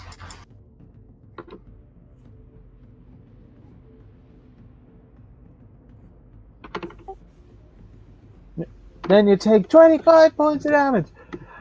Esme is going to just move ever so slightly closer to Rizbit. Cool. Coda. I'm trying to figure out which direction to move that will be least likely to result in me falling off this platform. Yeah. I'll shoot her. Okay, so I have advantage on both of these, is it? Because it's still the end of Rizbit's next go. Yes. Wow, that was crap. Okay. Both miss. Yeah, and I've used Oh, my action damn. surge, so yeah, that's I'm done. She agent dodges the shots. Rizbit. I'm gonna utter my vow of enmity. Cool. So advantage now on her. Cool. 27 and 24. Both hit.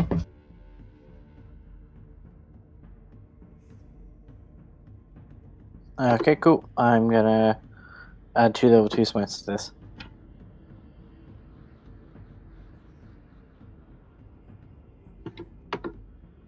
What does smite work against again? It is radiant. No, creature type. Oh, anything. But is it not like if it's a certain type, it does extra? Oh, sorry. Hold on, I'll tell you now. Fiend's undead, is that it? There you go. Oh, okay, I'm thinking of a different thing. Never mind. There's something that does it to Celestials, but I don't No, that's my my like detect divine thing. Yeah. This is definitely a Celestial, though. Yeah, that's solid damage as always, Ian. Fucking hell, man. Christ. Is that all you wish to do? That is all I can do.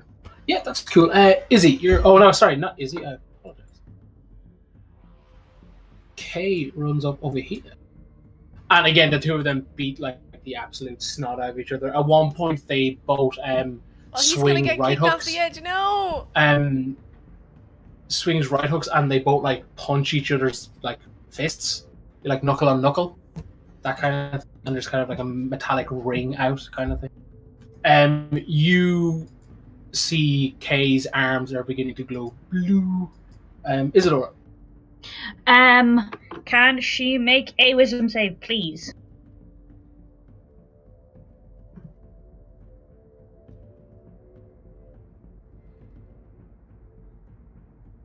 That's 10, buddy. Okay, cool. I cast Dissonant Whispers. So I'll do the damage. I'm not going fucking near her. I'm not going near her. I'm just not. Is heat metal a touch spell? Yeah. Oh, I did not know. Okay, well, 13 damage, but she also, because she failed the save, she has to use her reaction to get as far away from me as possible.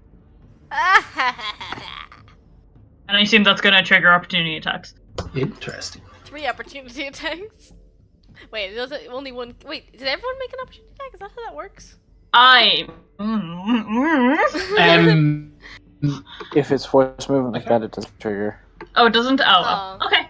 Well, she has to run anyway. Cool. Right. Run off the edge, bitch. Is that all you wish to do, Amy? Yep. Cool. Yeah. She takes a step back, No. but like it's a step up, like on an imaginary box, and like she keeps like essentially she moves her maximum distance away, but upwards. Oh, bitch. Essentially, like clearly like suspended in air from just standing on something. Question mark. Is she allowed attack and all, Amy, or does she just No. have to run away? No, But she that's doesn't all She have has she to can use do. our action to get away, right? She uses her reaction. Oh, but she can, like if she say could cast fireball, she could still do that kind of thing. Yeah. Okay, cool. But don't. She can, but she shouldn't. We'd appreciate it if she didn't. Oh god, if she fireballs, we're all gonna get fucking killed. Yep. Mostly Izzy Esme, and Kay. you take 15 force damage. Was that Uh, magic as missile? a- For what? Magic missile? As she like steps backwards, you see like little like blips of light, flickers of like the cosmos, behind her as she steps up, and those little dots kind of like shoot at you, in its like fucking magic whistle. 6 darts kind of like pierce into you, like 15 force damage. And with that, it is Esme's go. 2 seconds. Pelor this bitch, please. Please. That'd be nice.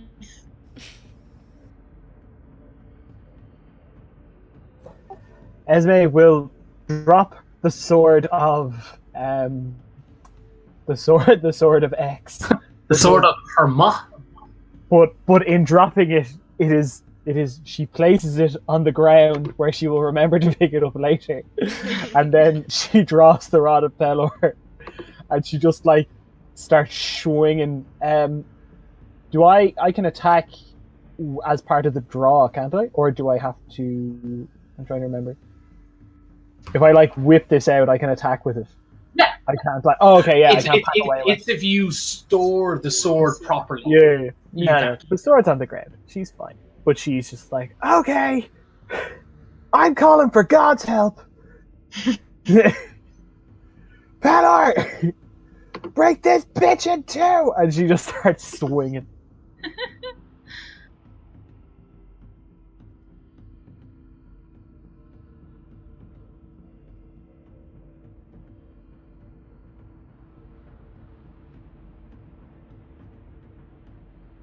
$21 hits. Gonna roll the bonus action attack as well. Yeah, go for it, buddy. 24 hits.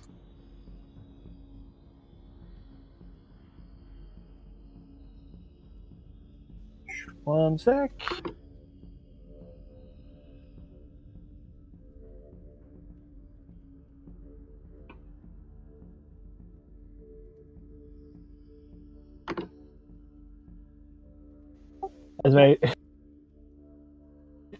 Esme just says, mine was better. And she just like prepares to get hit by more force damage.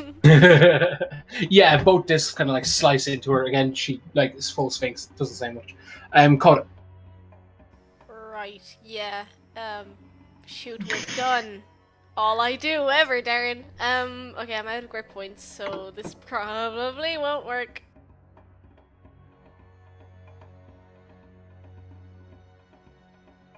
Either of those. I still know 16 misses. Doesn't. And 19 hits. Oh, thank God.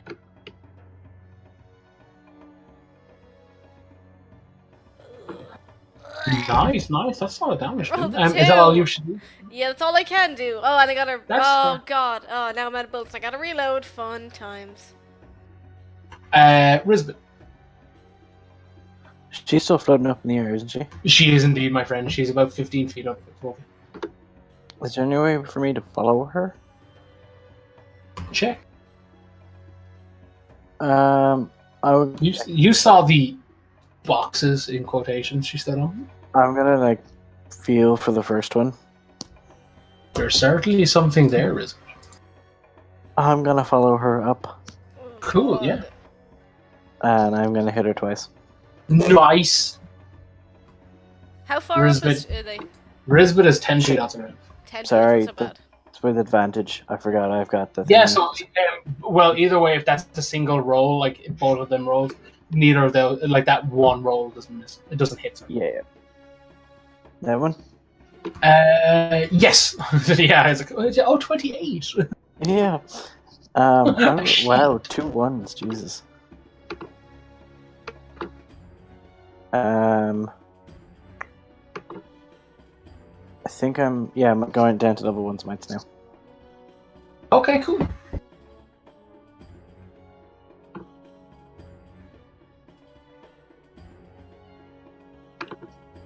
That is 26 damage.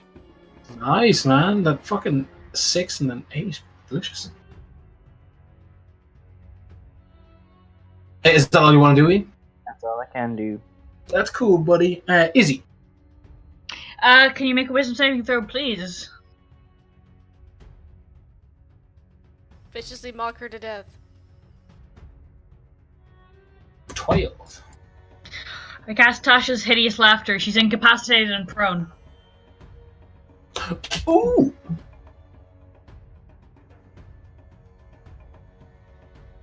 Rizbit, Yeah. can you roll a d10, please? Oh no. Oh, wait, no, it's a fall. d6 in 5e, isn't it? Yeah. What? He's probably falling. Oh. Yeah, she falls as well and takes, like, you can, like, it clanks into the ground. Is that all you wish to do, Isidora? Yes. Sorry, Rizbit. That's cool. Okay, so, like, building off of that, as she kind of hits the ground, like, hits the tower, you feel the tower kind of, like, bend 90 degrees to the right. And essentially, you guys are, like, the tower has gone into an L shape. And you guys are still stuck to the floor, but, like, since rounds happen in, is it a couple of seconds each?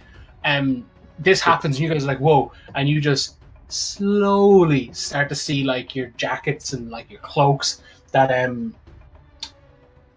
like, would be, like, I guess, stuck to the ground directly to the left, because that's how you are suspended, slowly start to kind of, like, react appropriately to the fact that you guys are standing on the left, like, sticking out, and now gravity is quote-unquote returning. And yes, your sword slowly starts to slide in. And Mother doesn't seem to react, she's incapacitated. Esme, it's up to you, buddy. I just remembered there was literally no reason for me to, like, drop my sword. And I'm angry I did it. So now I'm picking back up my sword and holding the Rod of Pelor in my other hand. And I'm gonna... So, hold on. Mother is, like, prone, and... Correct, she is prone. Esme is gonna just run up and she's gonna stab right down into her. Good. It's like, pierce you! Yeah. So do I roll with advantage? Or So she's prone, yes. As Esme approaches her, you're kind of like losing your footing as, like, you know, you're sliding to the right kind of thing. But yes, you have advantage as she is prone. Esme just shouts, everybody, like, learn how to fly or something, and she just runs up to do it.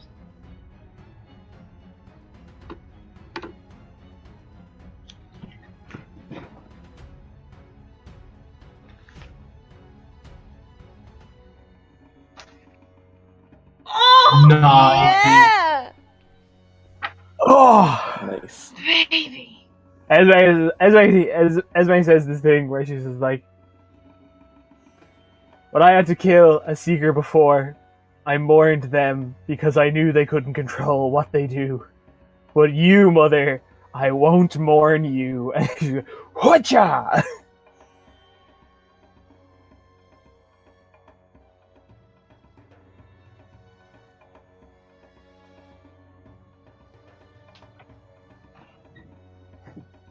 Nice. Wow. That's some serious damage. Esme, is that all you wish to do? That is... Ooh. She will use her bonus action to disengage and just step back from this person. She'll, like, Yeah. pull out her sword and step back between Rizbit and Kay. Cool. Coda. Yeah, I'm also gonna go for a stabby stab.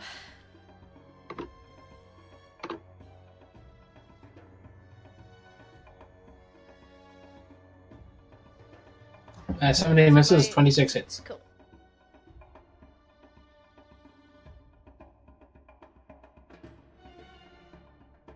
My measly rapier damage, 12 damage. Nice. Is that all you wish to do, Coda? Yes. Rizbit. I'm gonna wander over to her and try and smack her. Nice. Since I already have advantage, does that mean give me like double advantage No, per hit? that's You roll 4 No, dice and take the no. highest. I know. 22 and a crit. Yeah, buddy. I'm gonna add 2 level 1 smites. Cool. Nice. Go for it, buddy.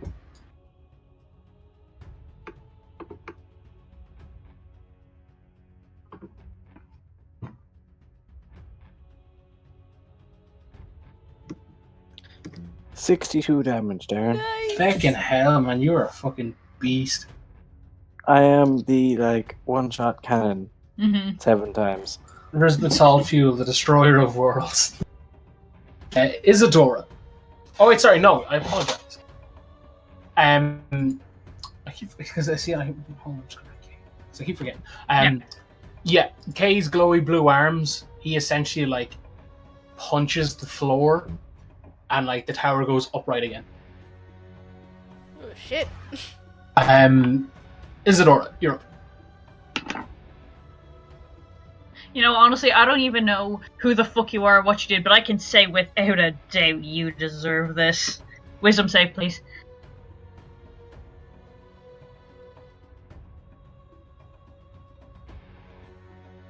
Oh, damn it. That saves. So the vicious mockery does no damage. Okay. Oh. But she'll still have to roll for Tasha's Headies Laughter. Cool. Yeah. So essentially, is that all, Amy? Yeah. Cool. Okay, it's her go now. So what can she do? She has to make a wisdom save, or she's still incapacitated. This is such a creepy image because she's on the floor like laughing, right? Yeah, and unfortunately, that saves as well. Is it a case of like that's her turn, or does she just at the start of her turn? It says at the end of each of. Okay, the well turns, then so yeah, that's it's a the case of, turn. Like, her turn. Okay, cool. Esme. We gotta make this round count while she can't do anything. Yep. Is she's not prone anymore now, is it? No, she didn't do anything. Barrett, that Oh, saves. she didn't stand up. Technically, She's she's still prone. prone. Yeah, Okay. Still prone. We can keep having our stab party.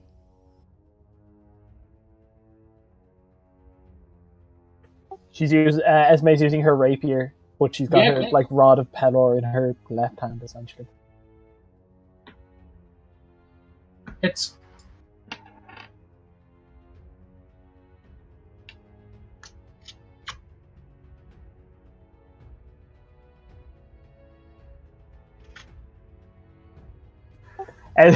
as he just is like, as fuck you, fuck you, fuck you, fuck you, fuck you, fuck you. She like drops the sword and just starts like punching the plate, and she just wrecks her hands. She's like, fuck you, fuck you, fuck you, fuck space, fuck Aiden, fuck this shit. And then she just stands back up and is like, well, that was impressive. A minor cutscene plays if people are cool with such. Yeah. As Esme is just like like beating her fists off like the plate kind of. Fuck space, fuck you.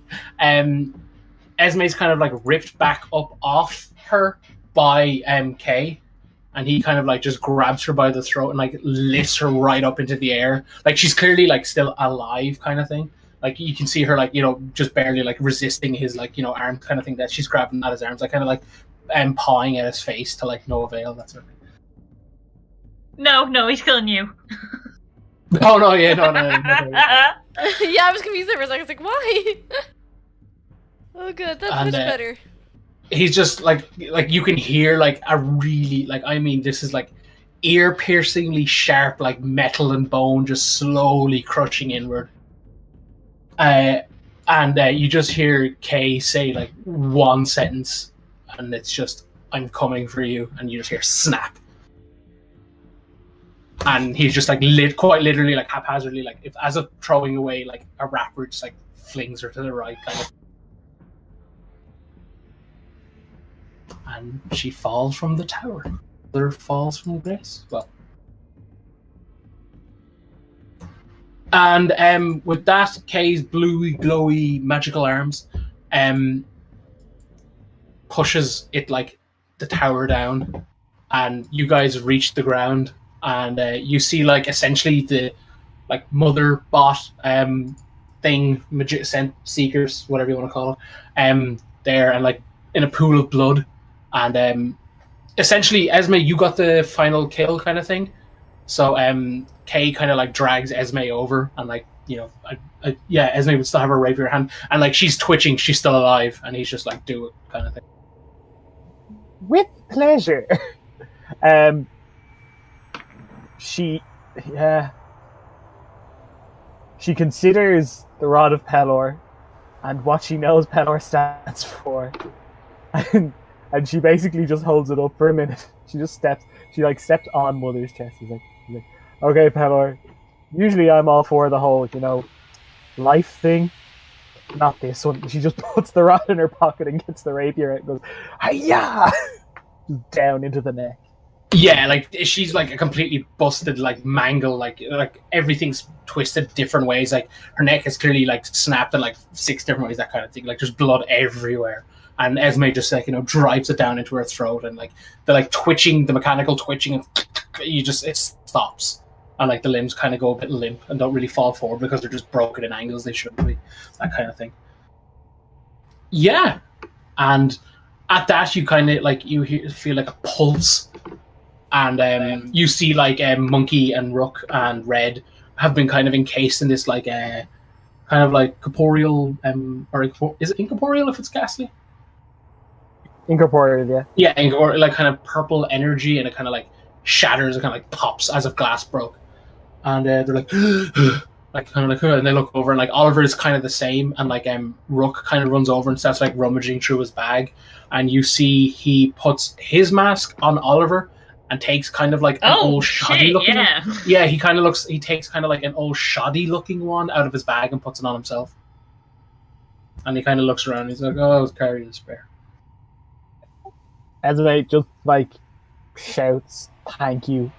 And this is like incredible. This is like, okay, thank you for that. And then she just like moves over towards Oliver tied to a tree. Yeah, he's like, I guess, like awake, but clearly very exhausted. Yeah, she's just gonna try and help get him down and into some kind of comfortable position. She's not like grilling him or anything. She's just like, yes, let us attempt to achieve some sense of normality in this moment. And then she takes down the previously possessed by a seeker boy with one leg and removes the chains from him to allow him to sit at the bottom of the tree and not be tied to it. And that's what she does. Fair. What the rest is up to? Is Rook's mask okay? Yeah, it just looks like it's a kind of really, really old, kind of shoddy one. But he's just like, it's fine. It's just like it's seen its like better days. Like I say to him, if he wants to take mine, he can. Night, Ian. Rest Good night. up. Guys. No, dude, you did great. Well done. Yeah, good job. Say that again, there, Amy. I say to Rook, if he wants to take my mask, he can. He's like, no, he's fine. He's like, I assure you, it just looks old. It is old, but like, it works fine. Like, it's fine. Fine. And then she doesn't walk away, but she just goes apart from the group and just sits down by herself because this has been too fucking much. Yeah, that's fair. I want to ask Kate, is Oliver going to be safe now? Is that dealt with for now? He doesn't speak, he just nods. Are you going to be alright? He pauses and then slowly nods.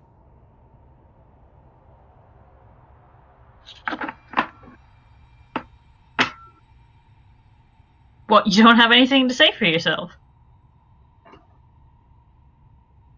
He kind of hangs his head and kind of like hang and rotates it over to Izzy, and he's just like, thank you.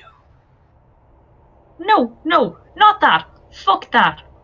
What is going on?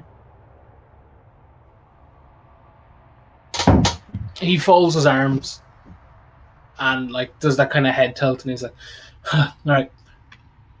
I was trying to meet up with an old contact known as Prophet, who, what we know, is the first seeker to break the hold, and he air quotes. Turns out it was Mother in disguise, setting a trap for me, because apparently I'm the only other one who's done it. Oliver, I met some time ago in the forests when he was traveling with his parents and a witch called Rain. And together we traveled. We found ourselves in what we believe to be Prophet's realm, which isn't this one. But it turns out, time doesn't work the same there. So, hence Oliver looking probably a little bit older since the last time we saw him. On top of that, it turns out Prophet was not Prophet, it was Mother. We fought. I took Oliver's leg because he tried to kill me. It was either that or kill him, so I took the leg, and we managed to break out. And we fell, and we quite literally fell into this glade here. I managed to remain conscious enough to chain him to a tree. Once I saw that he was indeed possessed by Mother, and that's kind of it. Has anyone seen my sword? It's in. I take it out of the dog. chest. Yeah. With great difficulty, I take it out of the chest. Yeah, like Henry's kind of like, here, buddy, it's heavy, and Wait, Henry talks? No, like a case of like, and you're like, oh it's in God. Henry. He like Henry could talk the whole time. Oh, I've created actual sentient life. I hate it. Yeah, like Henry runs over and like opens his Just mouth pukes and kind of up like the gestures. sword. Yeah, and like Kay kind of like like, oh, thanks. When you say your sword. No, never mind. He's like, speak your mind, boy. We have no time for games. Well, that's my father's sword. But I feel So like it's I'm my gonna get better blood. use of it here. It's like, I hope so. Well, I paid him for it and for the repairs, so it's fine. Kay, darling.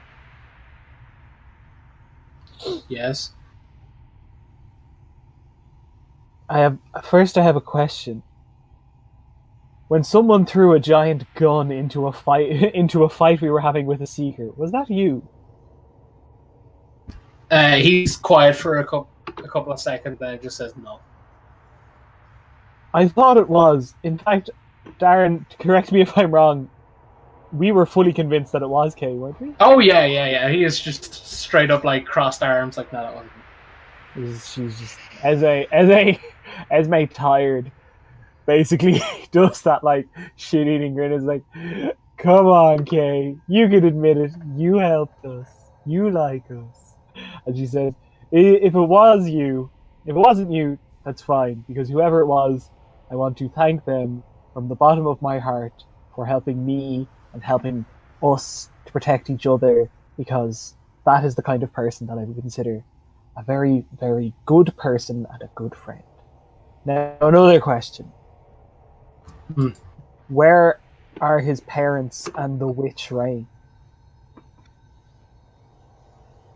He scratches his chin and he's like, the parents are safe in a hovel to the west.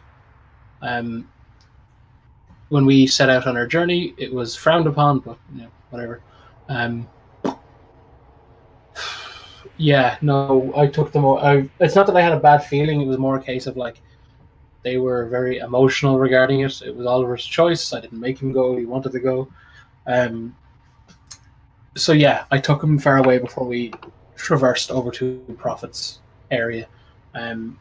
As for Rain, I don't know. One of the nights she just disappeared.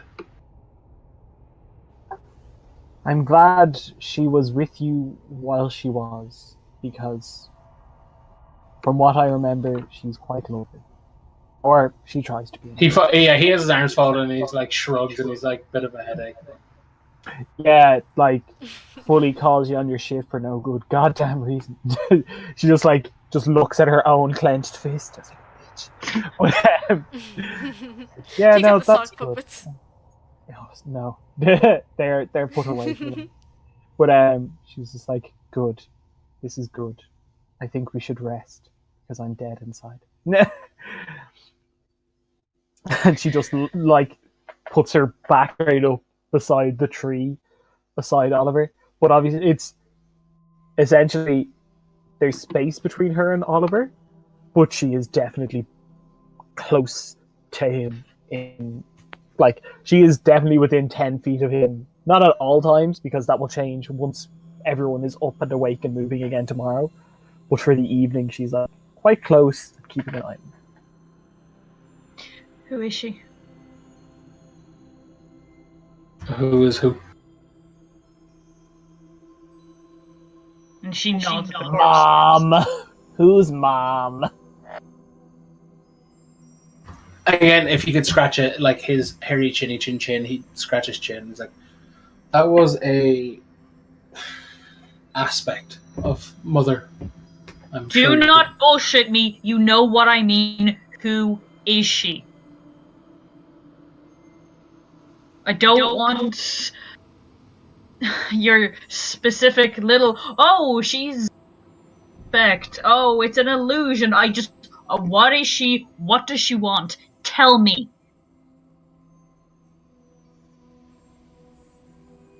Yeah, he turns and he's like, she was an aspect. Like, I'm sorry you don't appreciate the concept of her being an aspect, but an aspect of what? Of the mother is capable of like essentially using proxies and aspects to like do her bidding while she sits in her fucking ivory tower. And that was one of them. Hey, hold on. I have a question. Is it Arabella? Is Mother Arabella? Okay, and is Mother any relation to Father because we killed him? He mentioned a mother in his journal. Just putting it out there.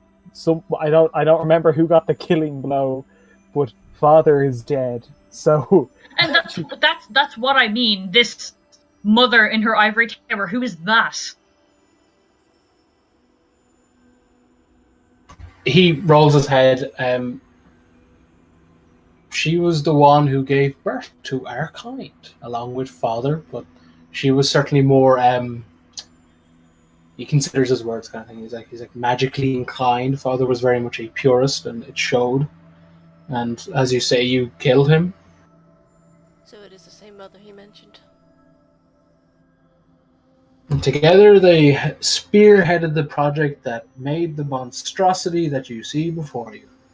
I think you're very pretty.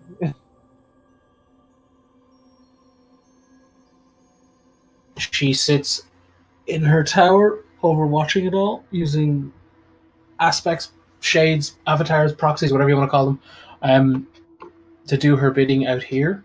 Because, godhood has a price, no doubt, I'd imagine. She can't leave her little box lest she, crumble like the crone she is. And yeah, that's. I was hoping Prophet could give me some insight on where to go, but well, he's dead now, so I guess I'm on my own.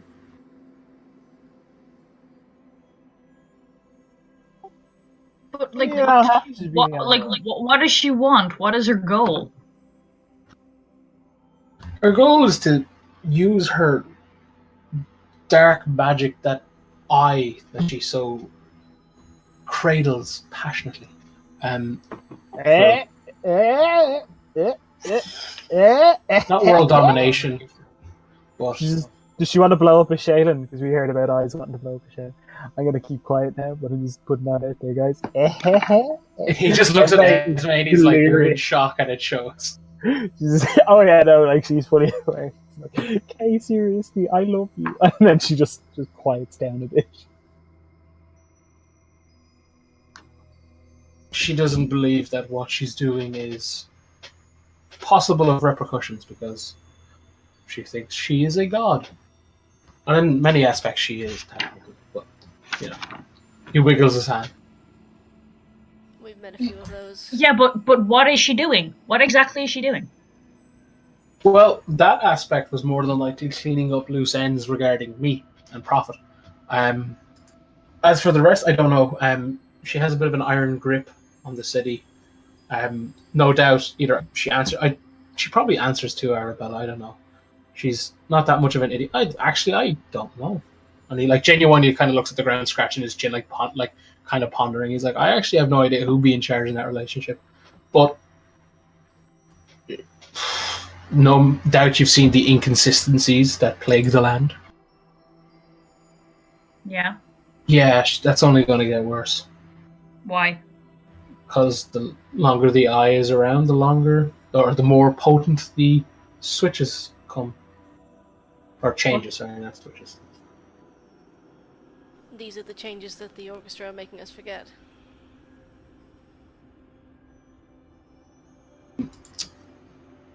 again, yeah, he like rolls his head, kind of considers, and is like, yeah, possibly. Mother is she's like the head honcho of the hand, I guess. Realistically, like in terms of like the actual one calling the military-esque strikes, as it were.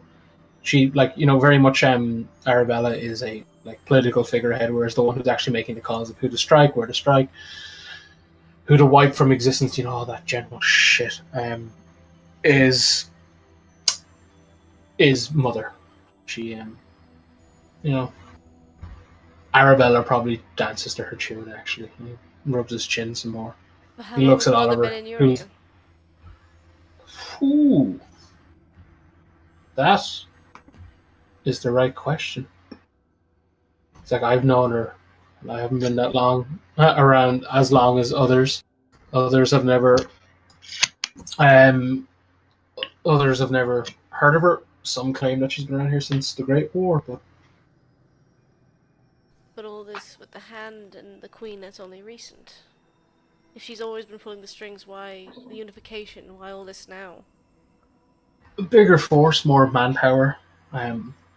It's easier to control all the big organizations if they're all under one roof. That kind of thing.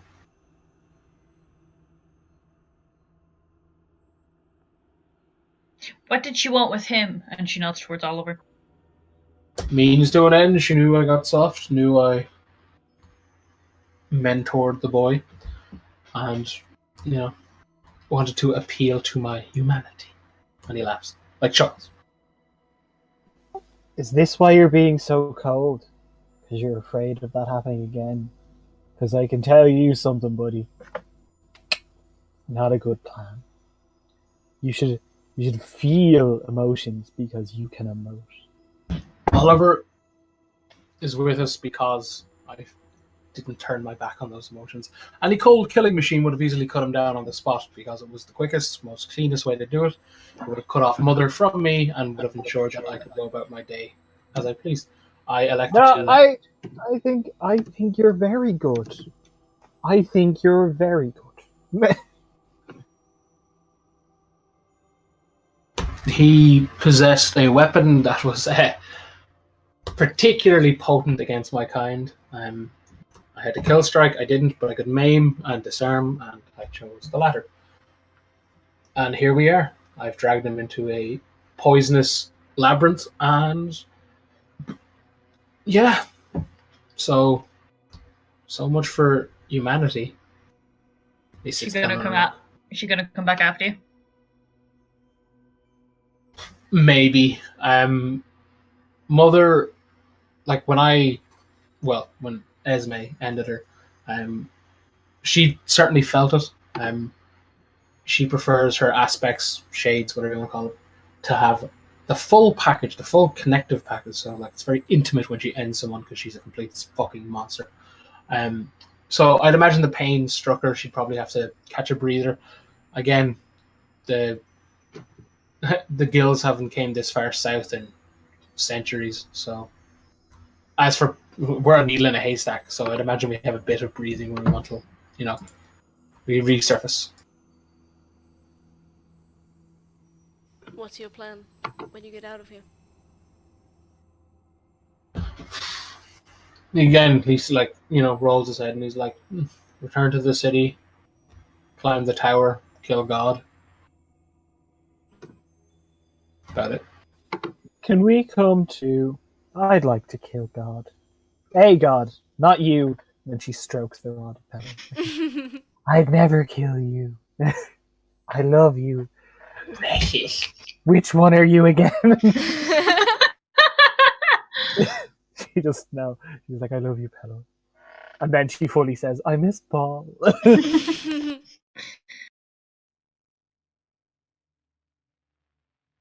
Yeah, he like gestures to Oliver and he's like, I'll patch him up in the morning, just let him rest. But yeah, why are you here? Like, in all of this? We're searching for treasure! We're looking for a library, and an outpost.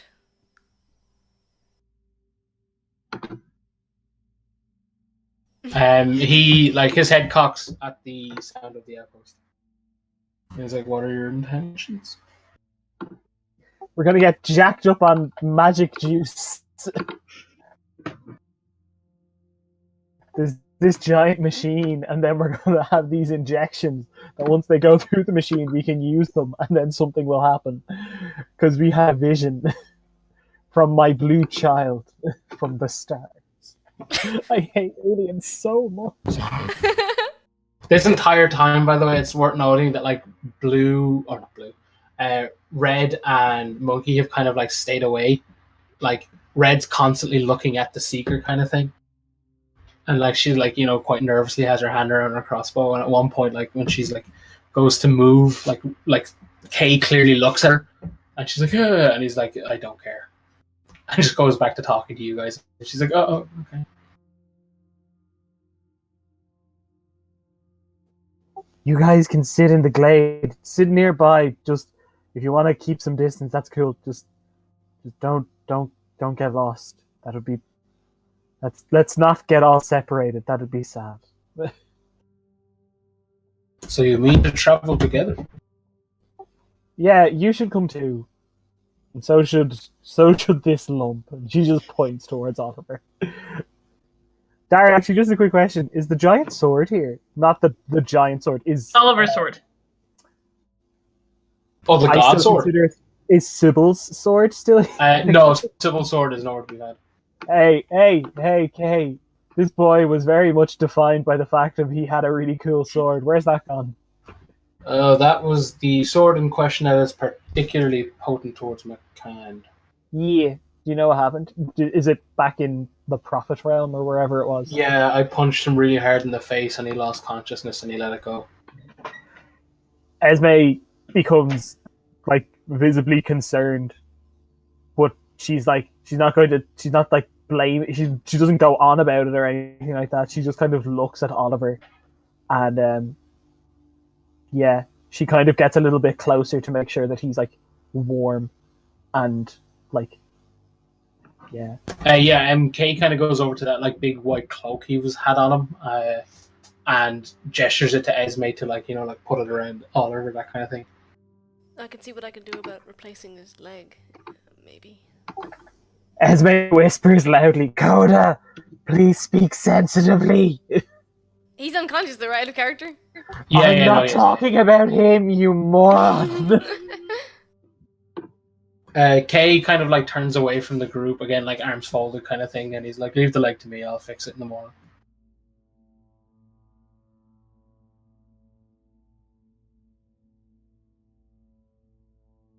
He kind of like turns back and like I guess looks at you guys over his shoulder, and he's like, "You have my utmost thanks for saving my life."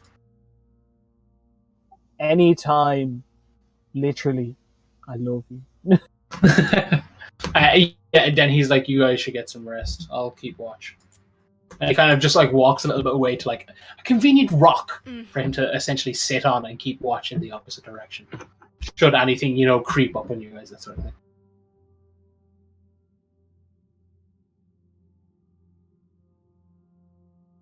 Isidora like takes out her stuff and immediately puts her head down, but she's not asleep.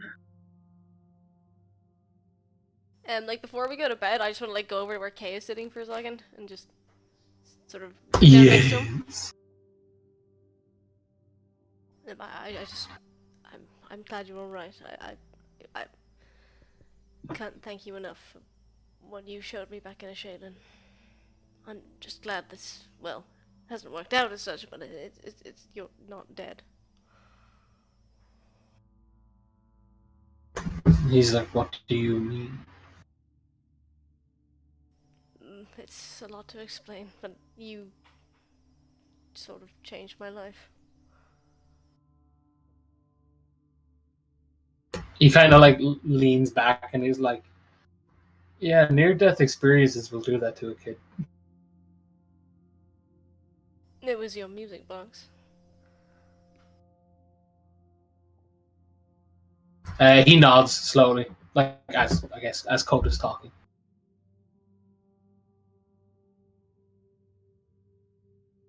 Just showed me how wrong I'd been, but I appreciate it. The wake-up call.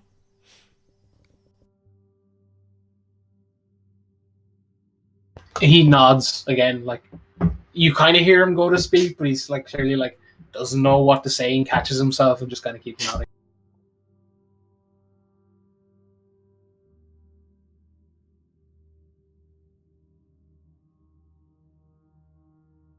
Yeah, he kind of just like sits there, kind of quietly thinking about things for a second. Then because I'm terrible at this. I'm sorry. I just wanted to thank you. That I'll leave you.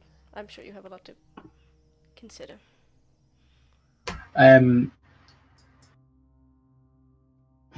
Hold on a sec. Dave can't come to the phone right now. The plague has eaten him. Oh, like, that's so cute though. Not Dave. Look at Esme feeling all her feelings. She's learned stuff. I would like to formally challenge any idea that Esme was not a maternal person before this moment. Oh yeah, but she always masked it with humor and sass and just Callous. meanness. She pulled a Phoebe. A Phoebe Nyla. She is a Phoebe now. Now, oh my god, I still have the haste stone. One left. As Coda gets up to walk away, like Kay kind of grabs his, like not grabs like in it, like kind of like essentially like stops him and just kind of like again goes to speak, but clearly doesn't know what to say. Just kind of like nods one final time, sort of thing, like lets go of Coda's arm. Yeah, I'll just kind of nod back. We'll just share an unspoken moment. It's real nice. Or you could ask him what his fucking problem is. I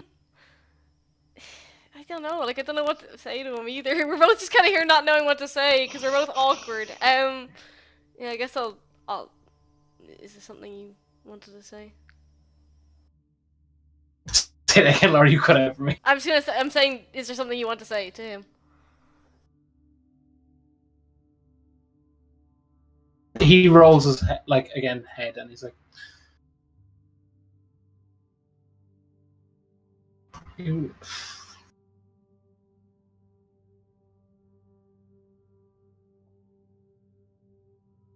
He's like, when you saved my life along with, and he looks over his shoulder and kind of like, I guess if Izzy's in view, he kind of like, nods towards Izzy. He's like, the work you did on me made me think of when I first learned how to like make music. They're kind of one and the same, like that sort of passion. And in the same way I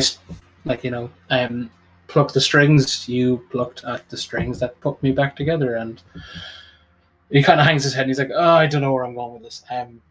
Thanks. And he just kind of looks away. He's just like,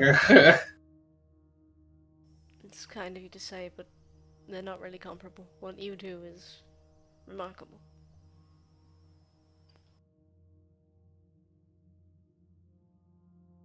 breathing life into a dying man is remarkable in itself. It's on the same scale as breathing life into a quiet instrument. I wouldn't sell yourself short, little Darrow. How do you know my name? Well, I suppose you were at my father's shop. You put two and two together. He's quiet and he's like, yes, your father's shop. Did you know before? It's like, it's my job to know who's who did what, who ran away when, whose stories don't add up, and he looks over his shoulder to no one in particular. He's like, it's my job to know, but I was never asked to report, so I guess all those secrets fell on deaf ears. I love how I opened the Roll20 and all the responses are like, this motherfucker. Well, I appreciate it.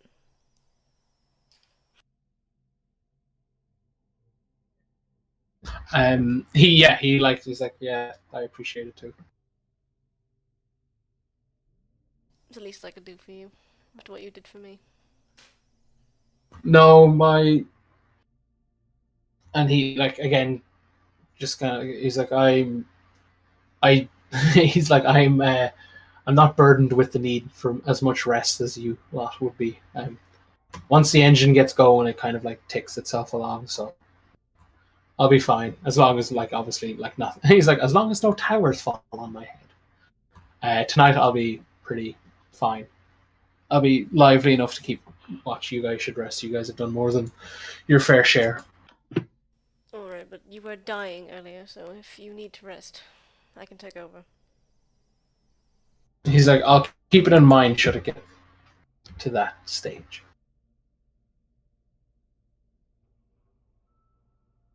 Yeah, I'll go back to my bedroll? I don't even know what we're sleeping on. I was assuming it was bedrolls, personally. When Coda is like looking for a station to just like, where will I sleep? Esme just like waves him over. It's like, over here. He'll go sit next to her. Lie down. Go to sleep now. Yeah, he obeys. Coda's the little spoon. No, definitely. He's like 6'3" and he's the little spoon. I just prefer to think that his head is on her shoulder because she has a lap full of tiny boy who is not that tiny, of young teen friend. Yeah, but, Coda will be very clingy. He's definitely like snuggled up to her.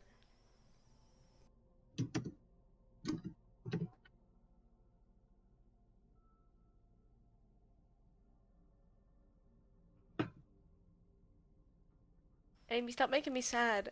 Nope.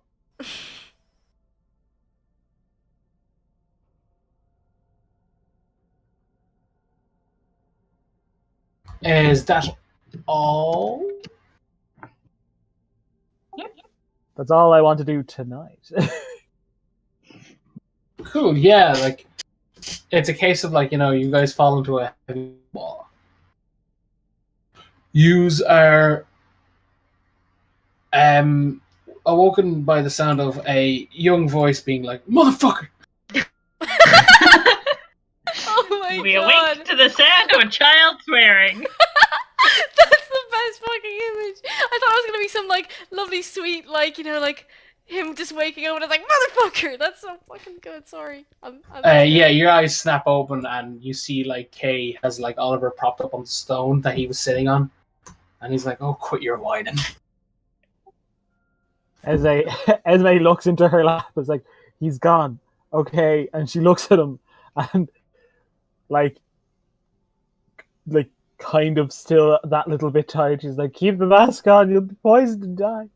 And she starts to stand up to like become a person once more. Yeah, well, like you guys are awake, like Oliver kind of like you can see like he's smiling in waves.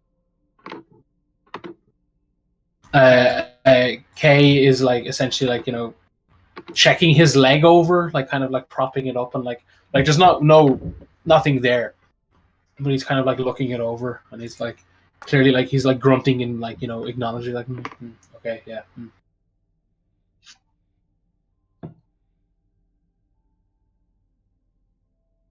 Yeah, you see Kay's left arm starts to glow blue.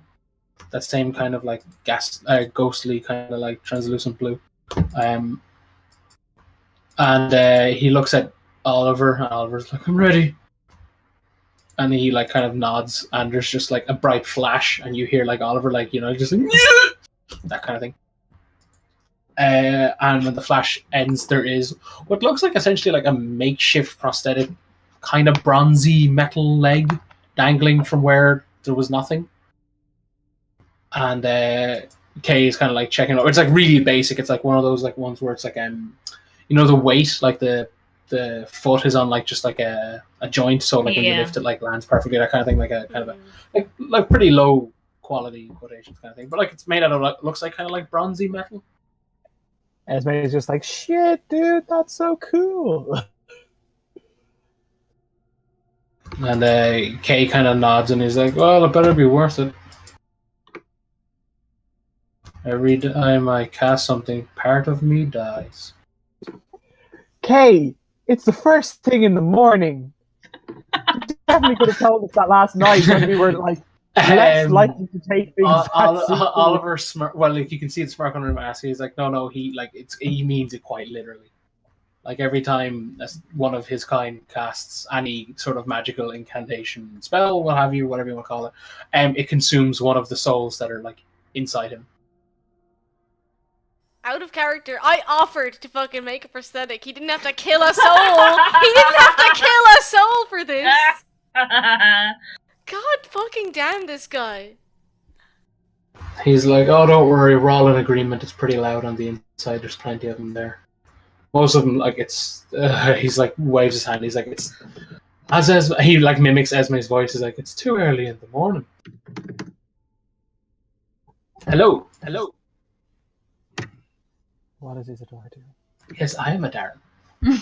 Sorry, I was looking. No, it's cool. Esme, he is a philosopher. Oh my god. Oh no. Esme will, like, look at a young master Potton, and he'd be like, hey, so she actually is like, young master Potton, young master Potton, will you permit me a hug? And he's like, he stands up and he's like, kind of like tests the left leg kind of thing. He's like, yeah. He's like, bring it in here. He just like grabs him around the middle. She's giving him a big hug. He's like, I'm so happy to see that you're okay. And I have a question. You no longer have your big super sword. Are you, like... I'm sure that you've been well trained and are more than capable, but, like... Are you capable with a regular sword and aren't likely to die in 10 minutes? He nods and he's like, the skills I learned along the way are transferable to any weapon. It's not the tool, it's the blacksmith. He nods at Coda. He's like, okay, I like the metaphor. And then she just gives him another hug. She's like, I'm happy you're okay.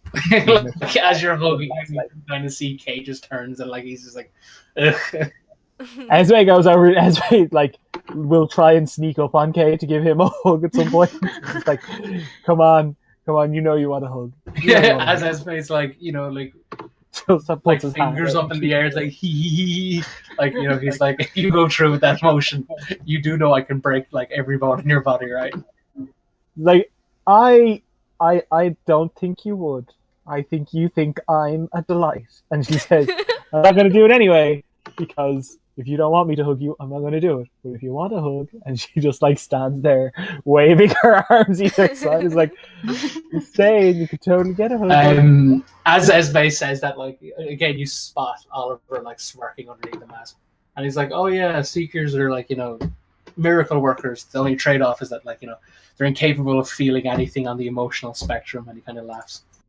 Esme starts being like really dramatic, and she like pretends she does the whole like hand on the top of her head thing. It's like, oh, how awful! And she just laughs. Yeah, like you can clearly see Kay's like fold his arms, and he's like, ugh. Yeah, exactly. That's what she wanted. Okay. Yes. If you want to follow through with that bone breaking thing with her, please do. You're so pleasant, Tanner. I'm so happy. Like, Man, nothing's gonna stop her from like being this, but it'll make me feel better. I swear to God, if Seekers could grin, he'd be grinning. He's like, I still got your edge, Tanner. That's reassuring. Sure. Fighting wit, yes. Sounds like our Izzy. Look, I'm getting there. He's like, no, breaking friends' bones won't solve anything, I think. Rook is kind of like, should we proceed? He seems very like, well, I'm not in the spotlight anymore. Yes, Rook. Rook's jealous of our new friend. Esme will also, like, Esme's got a new lease on life. She's gonna hug Rook. Oh no, she's not. She's not going to touch either of the other three people. But she's going to acknowledge that they're there, and she's going to make sure that they are, like, okay. It's like, monkey, I acknowledge you. It's like, I have yet to do that, but now I do it. If No. Red and Monkey are still keeping a wide berth, I'm gonna kind of just reassure them that like Kay has nothing to do with the hand or the guilds. He's like his own man without. He's not under any control of the. I'm just gonna kind of reassure them because they seem very nervous about him. Don't worry, he's a nice seeker, and the young boy was only, like, minorly possessed. Red with a monotone voice, kind of like, it's like, yeah, well, seekers were meant to be like, Monkey's kind's handler, so. Weren't you meant to be her handler? For the training part, but actually, like, put into, like, deep operative, like, operations, and she, like, sarcastically air quotes, he's like, yeah, like, the select few, the top 5 were to be put with a seeker, and Well, he's not a seeker anymore. Yeah, you're all like worthless cogs in a fucked up system, and you broke out of it just fine. So relax. Here, speaking of relax, Lady Tanner, maybe 10% less. Again, as I said previously, it's the first thing in the morning. That's nice. I'm actually feeling some kind of way for the first time in 3 days, and if that feeling is pissy, then so be it. Well, I'm happy that you're feeling something, and that you are going the route of getting back to your normal self. Yeah, we'll fucking see, won't we? Kay Yes. once again with folded arms, because that's essentially his static fucking pose at this point, looks to the sky and he's like, maybe Mother did kill me. And I'm just like, This is hell. This is hell where everyone just sasses each other and hugs. He's like, yeah, he's just like, oh, hell is real and all these fucking brats are here. Christ. Literally, the two of you are made for each other. I'm going to go with Rook and we're going to start walking. Let's go. And she's going to ask Oliver to just, like, tell her, like, the stories of his adventures up until, the gross part where he got his leg ripped off. Like, let's not go there. Let's have a nice... Yeah, like, essentially, the TLDR of it all is, like, he fled south with his parents using the disguise rings that Vern gave him and all that, and the guide, like, the masked man, that kind of thing.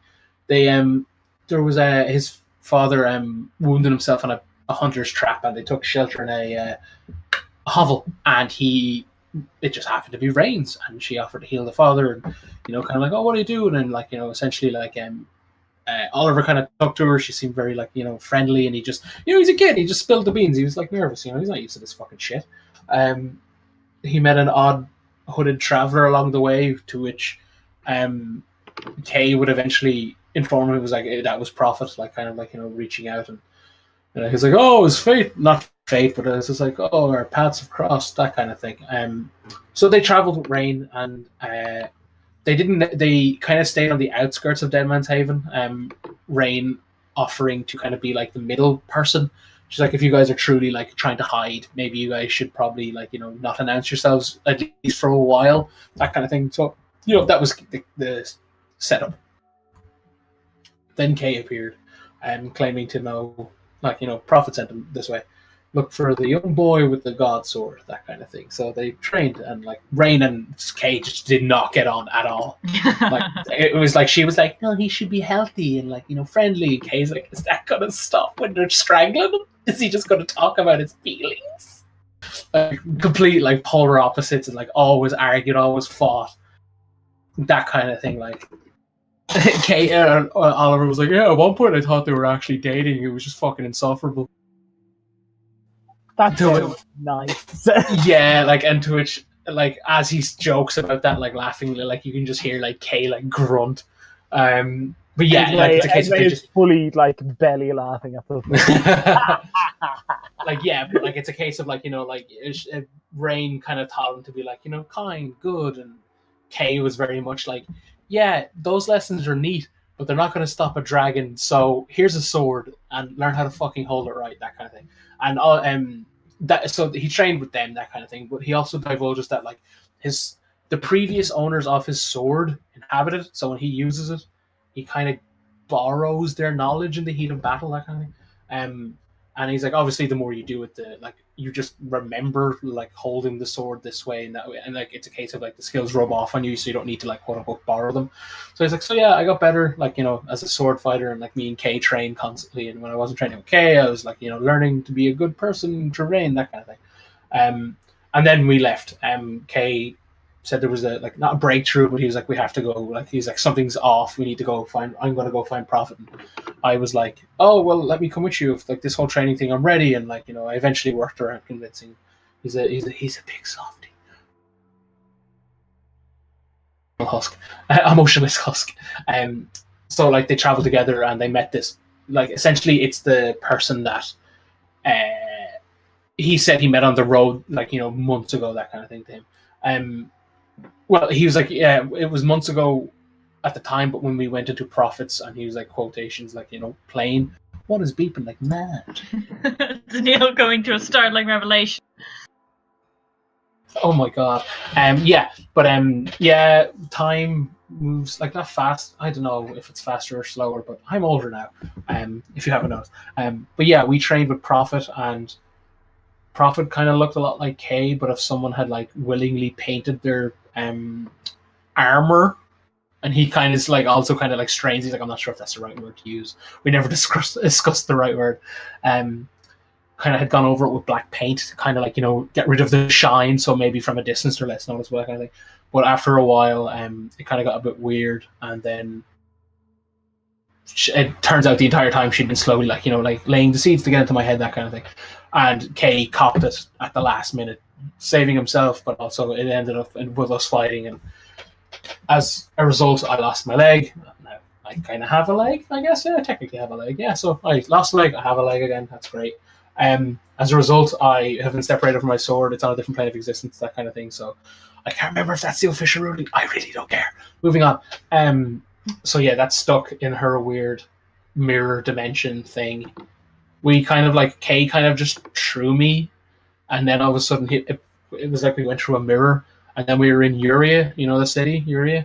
And we were falling, and Kay did something, I'm assuming magic, and we teleported somewhere like mid-fall, and Kay landed on a sword, and we landed here, and it all just kind of like, last thing I remember is Kay chaining me to the tree and promising that like he just needs to rest. And yeah, and that was, we were like that for days. Her possession kind of kept me alive because, you know, what use is a good dead, like what use is a dead puppet, you know what I mean? So yeah, it's kind of grim actually. And he's like, I know, it's the morning, gee, sorry. But yeah, then we met you guys. We're alive. I'm thankful. All in all, I think it could have been went worse. Could have died. You know what I mean? Yeah. And it's fully like I like to imagine that takes place over the course of like the day's travel to where we're supposed to be going to, which is like, yeah, no, literally that could have been so much worse because you could have died. So yeah, good call. And she just like high fives him. Yeah, like he's like, yeah, Rain kind of like bent into me like hopeless optimism. Yeah. So like, yeah, I'm not dead. That's pretty good. And he's like, isn't that right, Kay? And Kay just grunts, and he's like, yeah, he's an optimist too. He just doesn't like to show. And he's just like, Oliver, you and I are two sides of the same coin, kid. You don't even understand. He's like, oh, that's really sad. You should learn to be happy. Fuck you. Getting called out by your own 11-year-old. What happens to fucking 16-year-old bullshit shit like telling me how to be happy? Your answer can just be, what are you, like 12? Shut up. That's literally it. It's like, he's like, hey, Esme, just be, man. Yeah. He's just become a dirty hippie like Rain. Yeah, that's it. It's like, you've been smoking those weird cigarettes that Rain had. It cuts to like fucking like Kay finding him out the back of the house, and he's like, you've been smoking the reefer? You are the devil's lettuce, boy. That is the worst, best thing. Anyway, where are we going next? Yeah, like as you guys, actually, sorry, before we announce like the travel things, does anyone else do anything while that happens, while you travel, that kind of thing, or is it just a case of you guys walk, listen? Yeah, just like, small talk. listen. Yeah, that's cool. That's fine. Yeah, you guys travel for a few more days. Again, like Rook kind of like announcing the thing, and Kay is just like, okay. as emotionally available as a corpse, as always. I just want to queue up that like every night I'm gonna be just like tinkering away at stuff, just because I want to take advantage of having a portable forge for once. Yeah, that's fair. That's fair. No, everyone's kind of like takes the like their turn, like watching within reason, like like anytime Oliver's like, I'll do it, Kay's like, shut the fuck up and go to sleep, I'll do it.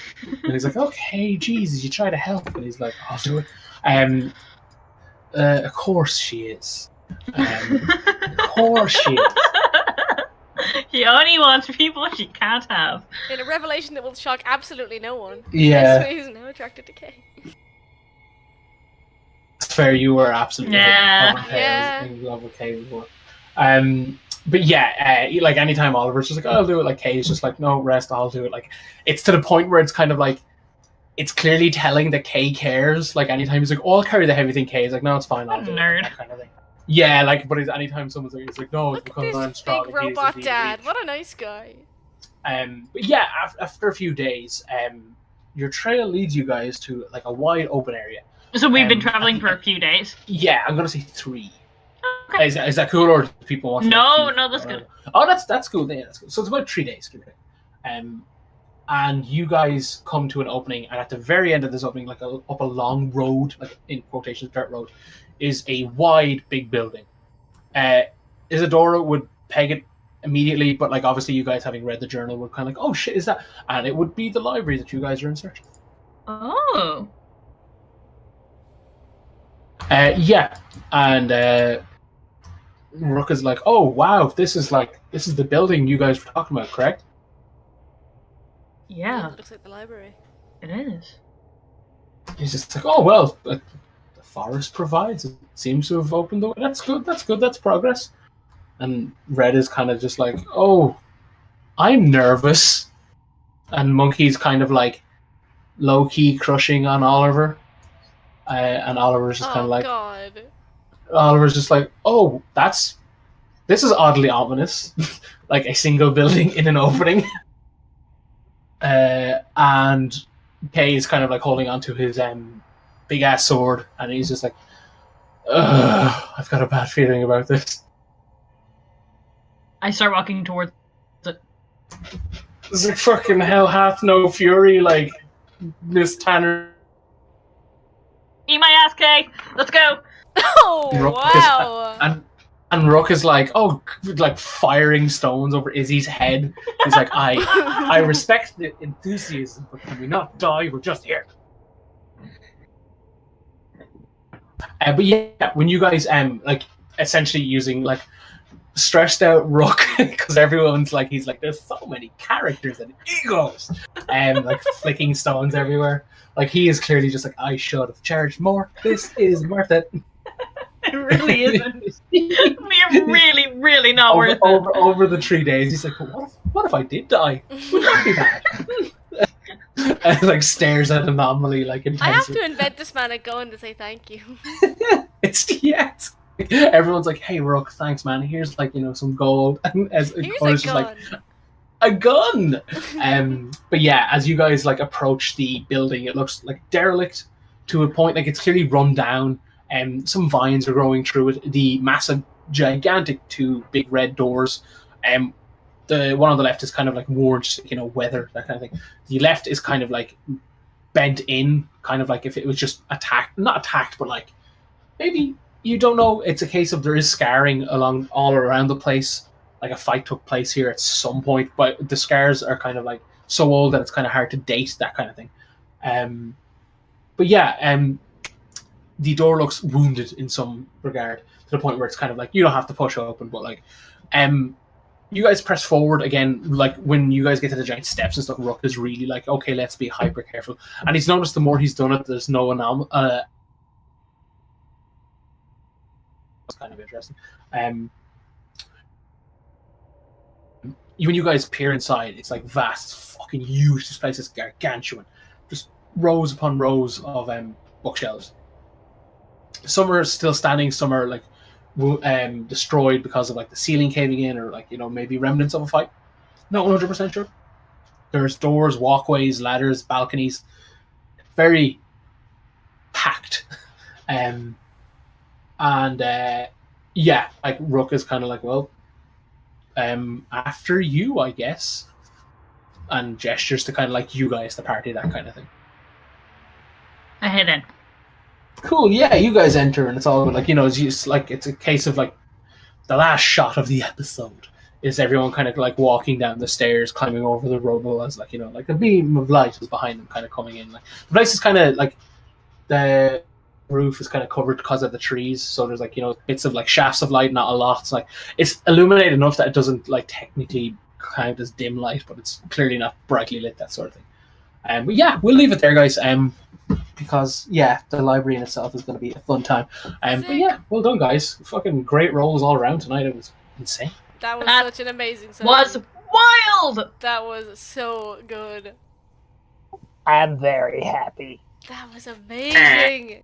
Oh yeah, we should probably say good night stream. Good night. Oh yeah, stream. good night stream. Good night, stream. I always forget, so I'm just like immediately like post game. Good night. But yeah, Night. good night stream.